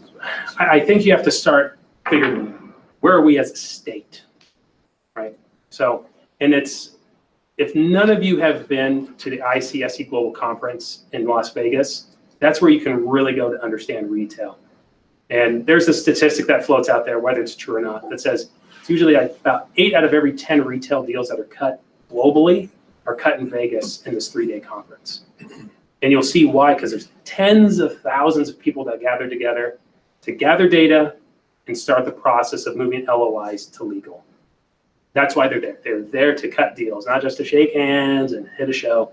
They're there to make deals. That's why they call it a deal-making conference. The state of Utah, and they do a whole booth there where they can come in and learn more about the state. Not even 5 years ago, there were major retailers that are going, yeah, so you guys still do the polygamy thing, and how's that going out for you guys? No, we really don't. And it doesn't help that we have alcohol laws that are different from the rest of the country. There's lots of perceptions that are out there from people. And a lot of retailers look at the Salt Lake area and they say, well, Salt Lake, that's kind of a metropolitan area, but everything is pretty rural for us outside of that. They don't see us as a major competing market like Miami or Atlanta or LA or Dallas. Those are major markets where they know, well, there's money there, there's big capital. When you drill down to Provo, they go, well, yeah, Provo's really got some good things going for it. We've seen it in some articles, but they're cheap. I've heard that numerous times. Yeah, Provo's cheap. It's cheap because they look at, if you go back to phase 1, incomes matter, right? What's the household income? What's the spending data? If we go to our partners and other retailers, what are they making in their stores there versus what are they making in their stores in other major metropolitan areas? And if you're down from that to them, well, you're cheap. Convince me otherwise. Are we usually down? Yeah. Utah in general is generally down. And I always say, like, Utahns aren't cheap. Utahns have a different value perception, right? I said, and doing market tours, we'll go and say, you point out how many luxury cars you see. And they'll look, oh yeah, there's quite a few. Right? Well, the value's there. I said, but is there value in Victoria's Secret in Provo, Utah versus the values of Victoria's Secret in Atlanta? I said, there's some cultural things that we have to do here. It's not that it's not allowed, there are different things that you need to understand. It's educating the tenant. Because most tenants, they have their national standard of what they want to make.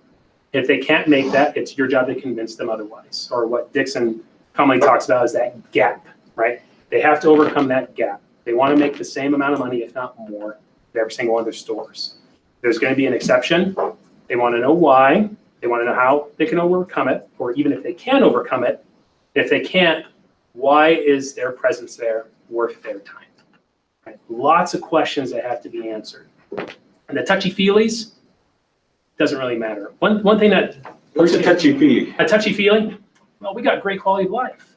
Look at our mountains. You know, we got good bicycle infrastructure too. They'll go, great. Doesn't deal in dollars and cents to us, right? Not in retail, but it does. Not in retail. But it does in attracting manufacturers But- or So here, IT folks. yeah, but here's the thing. But those things, those touchy-feely things to retailers do get families to live here. You have more families, you have more housetops. You have more housetops, you have more ability to grow your income base, grow that pie, which can inevitably get you to what retailers want, right? So Don't they want to be here for a long time? I mean, they don't want to be Yes. moving every. no, and a standard lease build out, you look at a 10-year term at least. Because if they're taking over a space in a vacant building, or they're building something ground up, they're gonna be spending a lot of money. They don't want to just say, oh, 3 years out, I'm gonna leave. They're gonna lose too much money. They don't want to do that. So they want a long-term commitment. And for them, it's business. Most, Did Nordstrom's leaving the market affect that view of being cheap?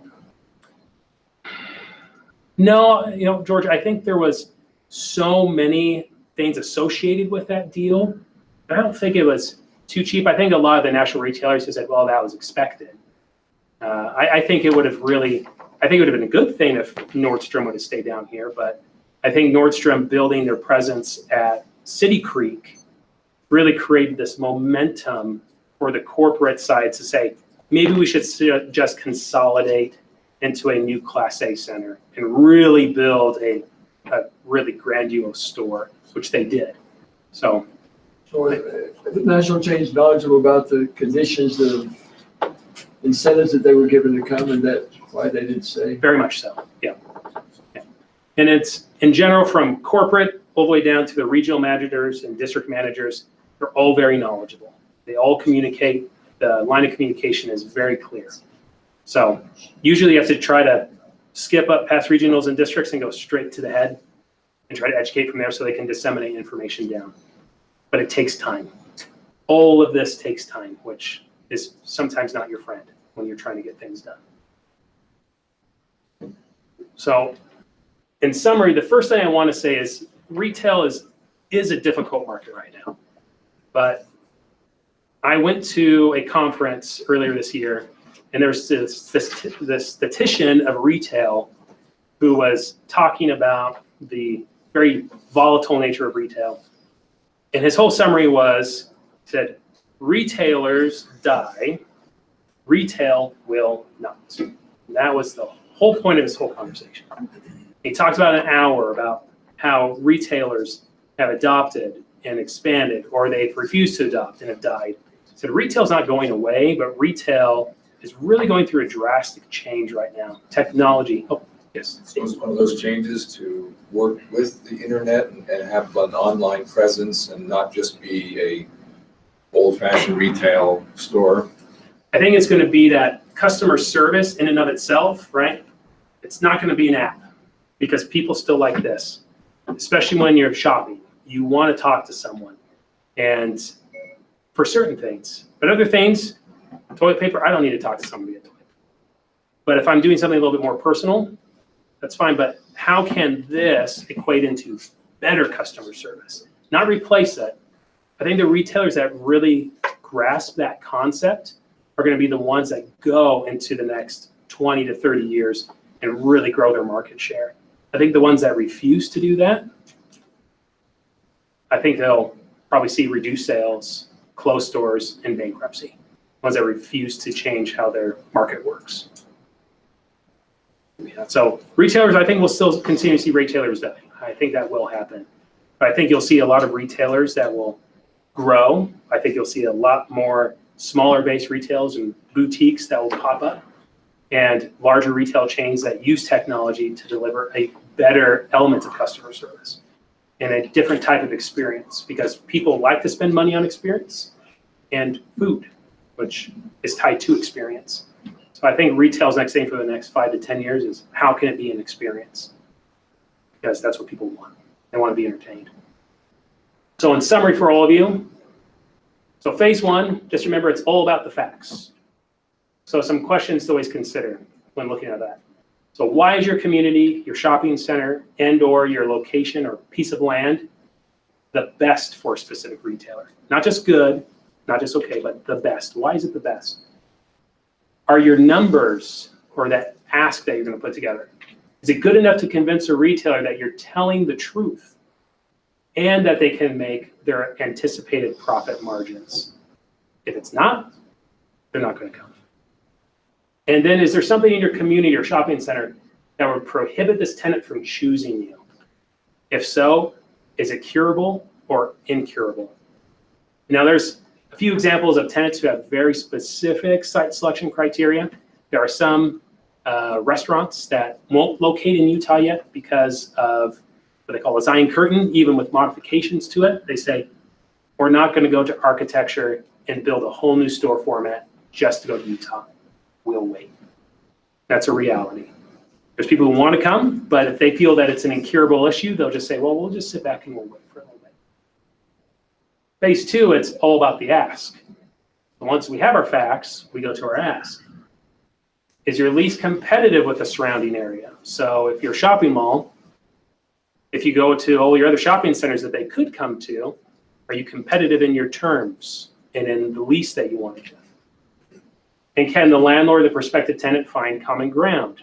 They can't, they'll never come to the table. And does the intent of the landlord and property meet the needs and the vision of the proposed tenant? Like it was said, yes, that tenant wants to be there for a long time. So when they're making a large investment, do they feel that that center where they're going to put their operations in, is it going to extend well into the terms of their lease? Or is there going to be proper investment? Is the area up and coming? Are there projects announced? That's what they want to see. And phase three, it's all about the task. So once we gather our data and we get an LOI out, and now that we're in legal, can both the landlord and the prospective tenant agree on mutually amenable terms, right? With that contract, can they go back and forth and not feel like either side is getting taken advantage of? Do the timelines of both the landlord and the prospective tenant align? So if you have a landlord that says, hey, I really need a deal in the next 90 days, and the tenant says, I'm in no rush, I could wait a year, landlord might just move on. Or they might extend their time and say, well, okay, yeah, we can wait. And then lastly, if incentives are requested, I know it's something we just talked about, can the landlord or the community provide what is needed? And usually that incentives usually come up end of phase two, beginning of phase three, because that's usually during those back and forths, that's when the gap is presented. And they'll say, well, how are we going to fill this gap? So that's my presentation today. If you have any questions, I'm happy to answer anything you might have. How important is it, so when you're putting together a mall space, are you looking for one-ofs, or are you looking for, to create a place of attraction where a customer can go in and shop 3 types of shoe stores or something like that? Yes. You like sure. both? So it's, in retail terms, there's a thing called your tenancy mix, right? Are you heavy on shoe stores? Do you have a lot of apparel? Do you have not enough apparel? How much food do you have? It really boils it down to, in your terms of total square footage, what uses are in total amounts of square feet.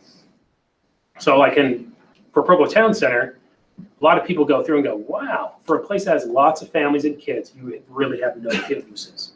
Where's your Gymboree? Where's your Oshkosh? Where are the kids' clothing?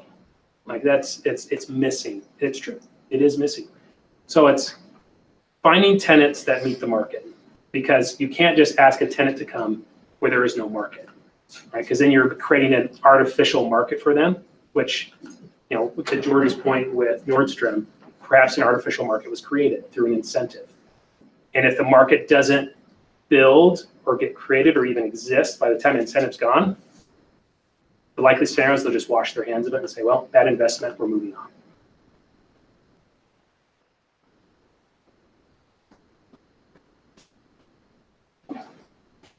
thing that I want to know is what, how, and when. I mean, especially who and when, I guess. Sure. But the question is, you're in the mix as you go back. I can see you going back and forth and back and forth. Timing on announcements, Scott. How are those done or when? Sure. I will tell you, we have a number of deals in this phase right here, in phase 3. They're in legal and they're going back and forth. And that's an email once a week I send at the very beginning of the week and go, do we have an announcement date? And usually legal will come back, not yet, not yet, not yet. It's frustrating. That's why I said, for me, this is the one that gives me the most anxiety and the most stress because there is no time. You could get a call one day that says, yep, they finally agreed to everything. We're getting ready to execute in the next week or the next 30 days. There's no set timeline. I wish there was, but it's, and in real estate law, and it was in all of us who have bought a house, that same thing that says time is of the essence, it's in retail leases too. Both sides don't want to waste time, but both sides want to make sure that they're getting the best deal possible.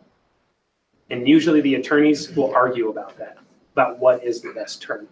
So that goes back and forth. And if there's a major market change, or like I know when Jim Barry announced a bunch of closures, a lot of people took 2 steps back and said, well, let's see where this goes.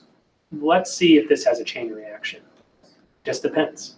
And I wish I could give you some firm answers. I'm optimistic. I will say this, I'm optimistic that very soon you'll be hearing some things from us. Thank you. And a question I do have for you is, let me know what questions you may have. I mean, this is a very high level overview. You see something in here and you say, man, I really want to know more about this.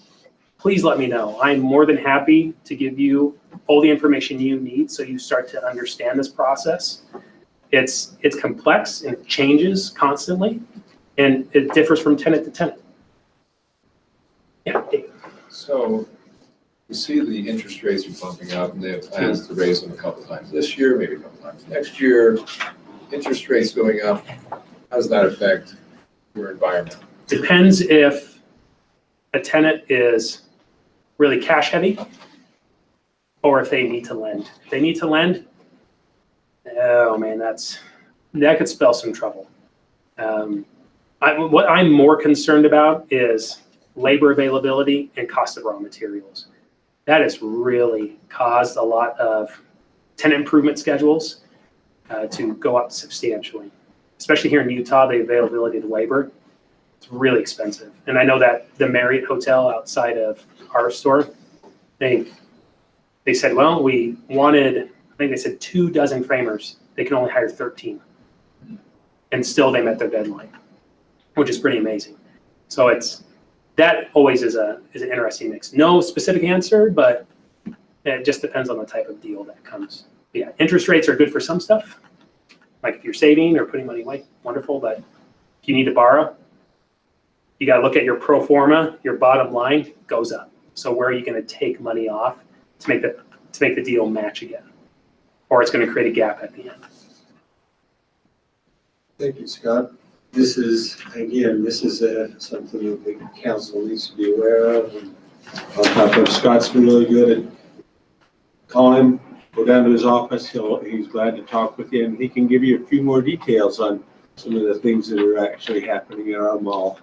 He's giving you an overview of where we are in the perspective of Provo City, but he can give you some specifics according to what he's dealing with also, if you're interested. Thank you very much. Okay. Thanks for having me. Appreciate it. We'll go on to item number 9, a discussion on the ordinance text amendment to section 14.14A.070 to increase the height limit of assisted living facilities in low density residential LDR zone from 30 feet to 40 feet. And Dustin Wright will present that. Dustin, we have about 10 minutes for you. That's what we had allotted, so. All right, thanks.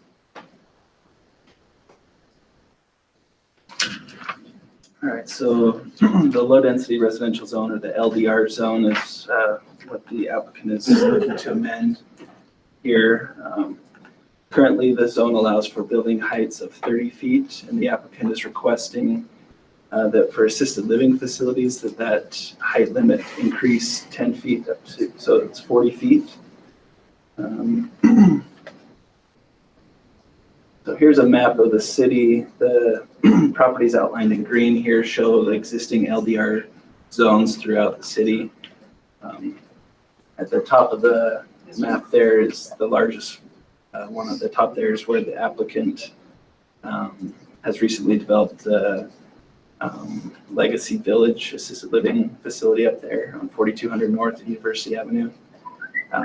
So that was phase one. They're looking to do phase two on that site, and as part of that, they're looking to get that additional 10 feet so they can do 3-story development instead of 2, like the existing facility there. The other sites around the city, when they came in for their zone changes to become LDR zones, they've got their projects, some of them are already built, some are in the progress of being built. So we don't see this ordinance amendment affecting those existing LDR sites throughout the city. Question. Is a 200-foot setback in the wording? Correct. And how does that affect some of the smaller LDRs? Would it preclude anything?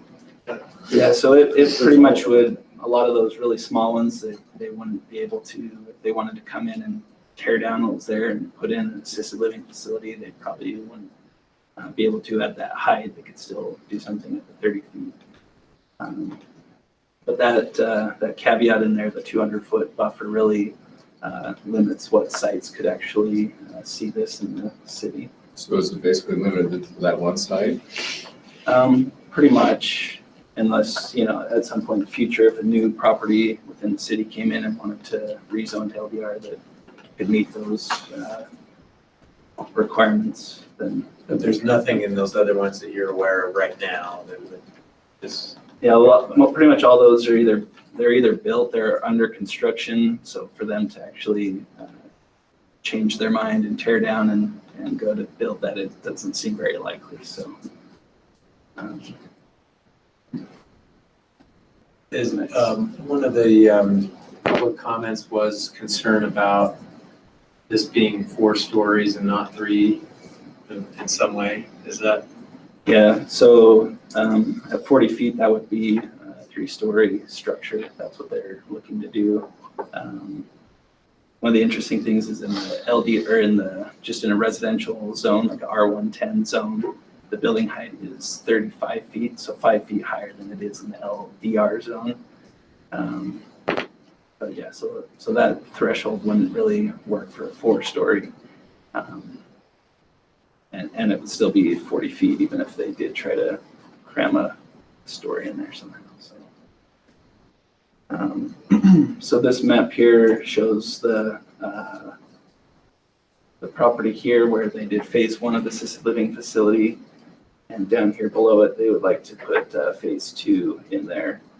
On the east and west of the property, there's some single-family residential homes that would be well outside of that 200-foot buffer. To the south of it, as part of phase 1, they built some triplexes and duplexes down here that would be closer to that. So that's why there's that caveat in there to be for the detached single-family homes.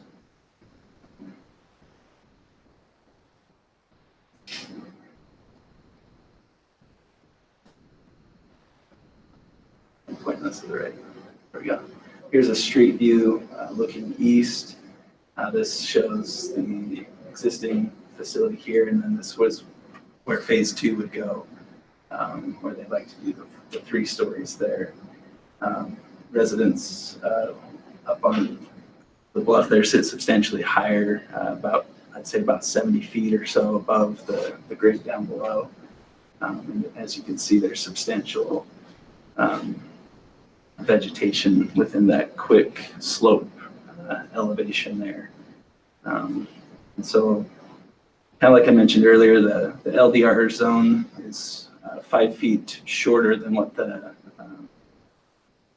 R110 zone, for example, would be. The setback, if you had a R110 home and an adjacent home, there'd be a 20-foot setback requirement between those. They're requesting a 200-foot setback, so it's 10 times as much for for that added 5 feet. So that buffer really does help mitigate that height increase.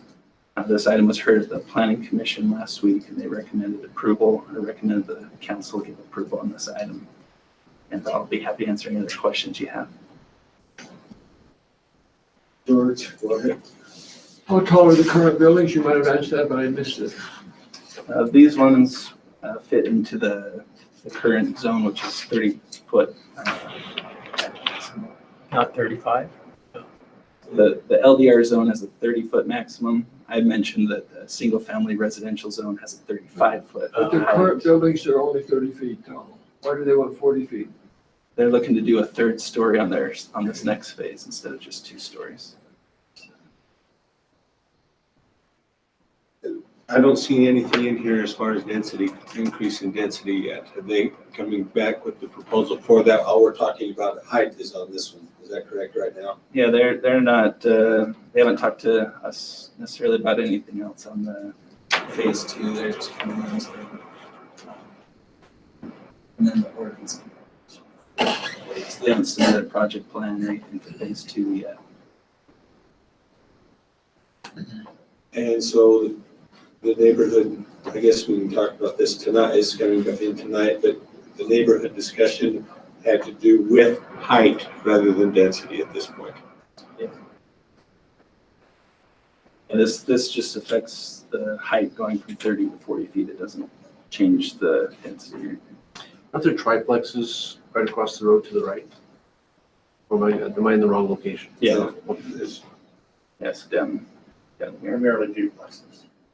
Duplex, triplex that were part of Perry Homes Phase 1. They did the assisted living facility and they're building those, so.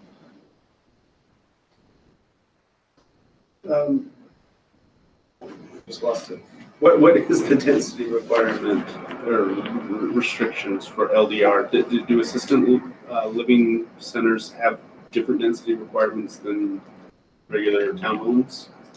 So as far as assisted living goes, there isn't a density requirement for this project. There was a development agreement where they capped out a number of beds for the assisted living. I think it was at 187.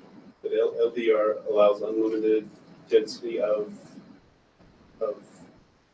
beds in an assisted living. Yeah, so assisted living facilities can go in any residential zone and there's not a density requirement for those. They'd have to meet parking requirements and things like that. Or you got it. From my recollection, that there's some kind of an equivalence of the number of units you can have for a normal residence and the number that you can have in assisted living. It was a pretty, unless that's changed, it was a pretty big multiple. So like in the LDR zone, you can have 15 units, but then assisted living center, 15 units per acre, but assisted living center, each unit can have something like 7 per unit or something. I remember the number that you could have was so high that it figured it couldn't actually physically be built within the constraints of the LDR zone. And then to limit that, we ended up doing a development agreement with some kind of a cap on it. That's what I remember. I had a hard time understanding one of the neighborhood concerns for the public, and a need to improve Lover's Lane to help mitigate higher structure the adjacent neighborhood. What does that mean? So I believe that comment came from someone that lives up above on that bluff, and Lover's Lane runs alongside this LDR zone. So their request was that to help mitigate the impact that they feel they have of looking down on this facility, that there should be some type of increased landscaping within that area. But so that statement is, you'll improve my park, I'll shut my eyes to anything else I don't like. Is that what it is, more or less? Yeah, I mean, if you look at it, You know, you can. It's I so didn't know- beautiful that you never look up to even notice. I couldn't see the correlation there. That's why I was concerned about that. Lover's Lane is an old open wound for some people. And I get that. I know all about Lover's Lane, but I was trying to get. What do you do? Wait a minute. Tell us your story. But I do get this. I just was trying to figure out the correlation, and I could not figure out in my mind where the correlation was at this point, and I needed for a little help. Yeah, as part of phase one of the assisted living facility, Perry Homes did work with the Parks Department on improving the trail along Lover's Lane that was at that time in a lot worse condition. So. Yeah. Okay. Thank you. Just that helps me. Okay, and then we'll close. This is coming back to us again tonight to. So, just looking over this, you know, and I appreciate the work that's been put into it. I realize often we're problem solvers. Someone wants to do something, we try to figure out, okay, how do we make this fit? And I appreciate that. With, I'm just trying to wrap my head around this a little bit. Is there any concern that we have LDR specifications? We came up with them kind of, you know, not looking at a project. We said, what should LDR look like? And we said, okay, 30-foot cap. And now we're saying, well, to accommodate something, maybe we should go up to 40. I guess my question is do we feel that 40 feet, even if it's for an assisted living center, do we feel that it's still within the nature of LDR and what we were trying to accomplish with LDR? Is assisted living such a different beast that 40 feet of assisted living doesn't equate, or equates to 30 feet of other uses? Or perhaps maybe they should be coming in and asking for MDR for that property. That's what I'm struggling with. It feels like perhaps we're changing the nature of what this zone allows. That's my first one. The other is I do find it a little strange, this 200-foot setback from any single-family detached. You know, we looked in and we said, okay, look, there's a whole bunch of little green ones all around there, but they're so small that 20 feet of buffer. You know, there's nothing much left, but that really depends on how close a single-family detached structure is from those boundaries. You might have an LDR that is either in an area with a higher density around it, or maybe there's just no single-family detached around, and now you could put something in there. And does it matter that maybe later on someone puts a single-family detached close, and now it's no longer conforming? And so it seems an odd way to approach it. Usually buffers go from the edge of the property lines or the zone, and not from a structure that could be on somewhere on the other side of that property line. And we're doing it for single family detached. Some of those twin homes function pretty similarly to a single family detached. And why single family detached, not the townhomes, twin homes, I should say. And then lastly, I think it was in there. There is there's still chatter about some of these group homes, some of these assisted living homes converting later on to drug treatment homes. You know, which is a service I think we need to have in our community, but there seems to be some discomfort on do we know what we're going to get in the future? Are we opening the doors to things that we haven't thought all the way through, and what are the ramifications? And I think we talked about it last month, but I never got fully resolved on, and it seemed like it was an SLU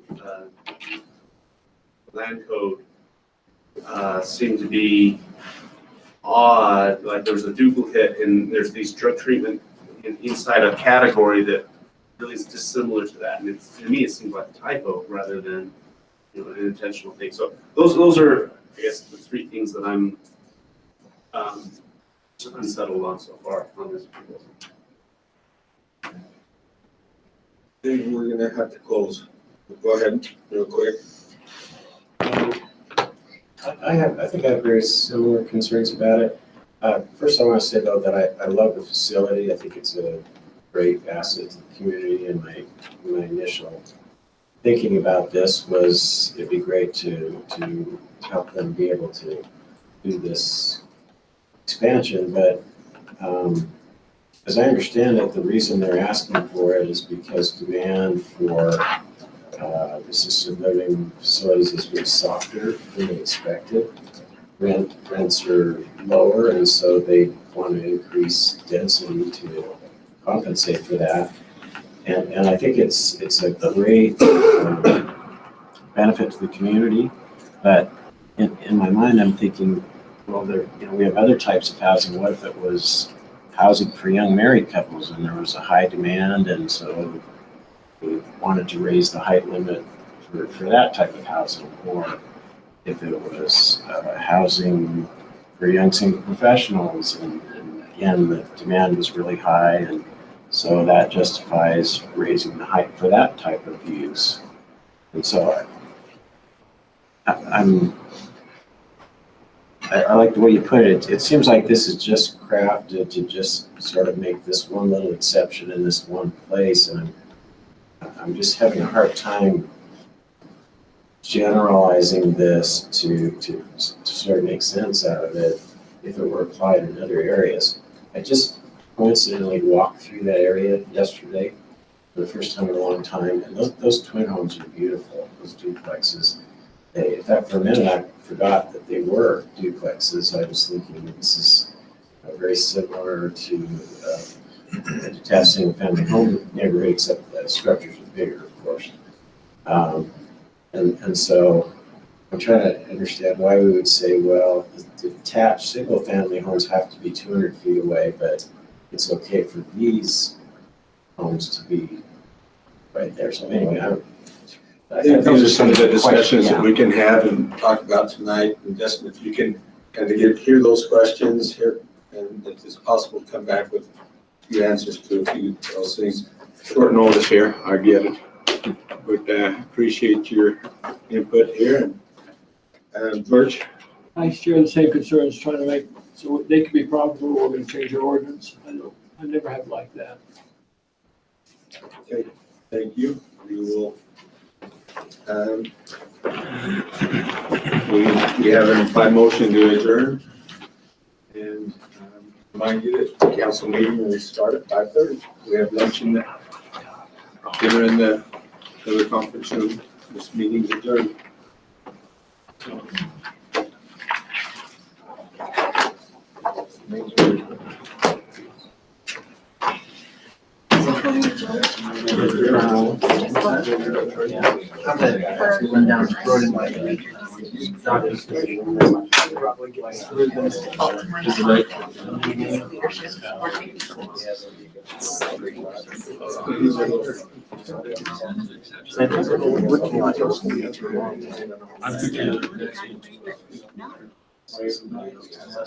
This one.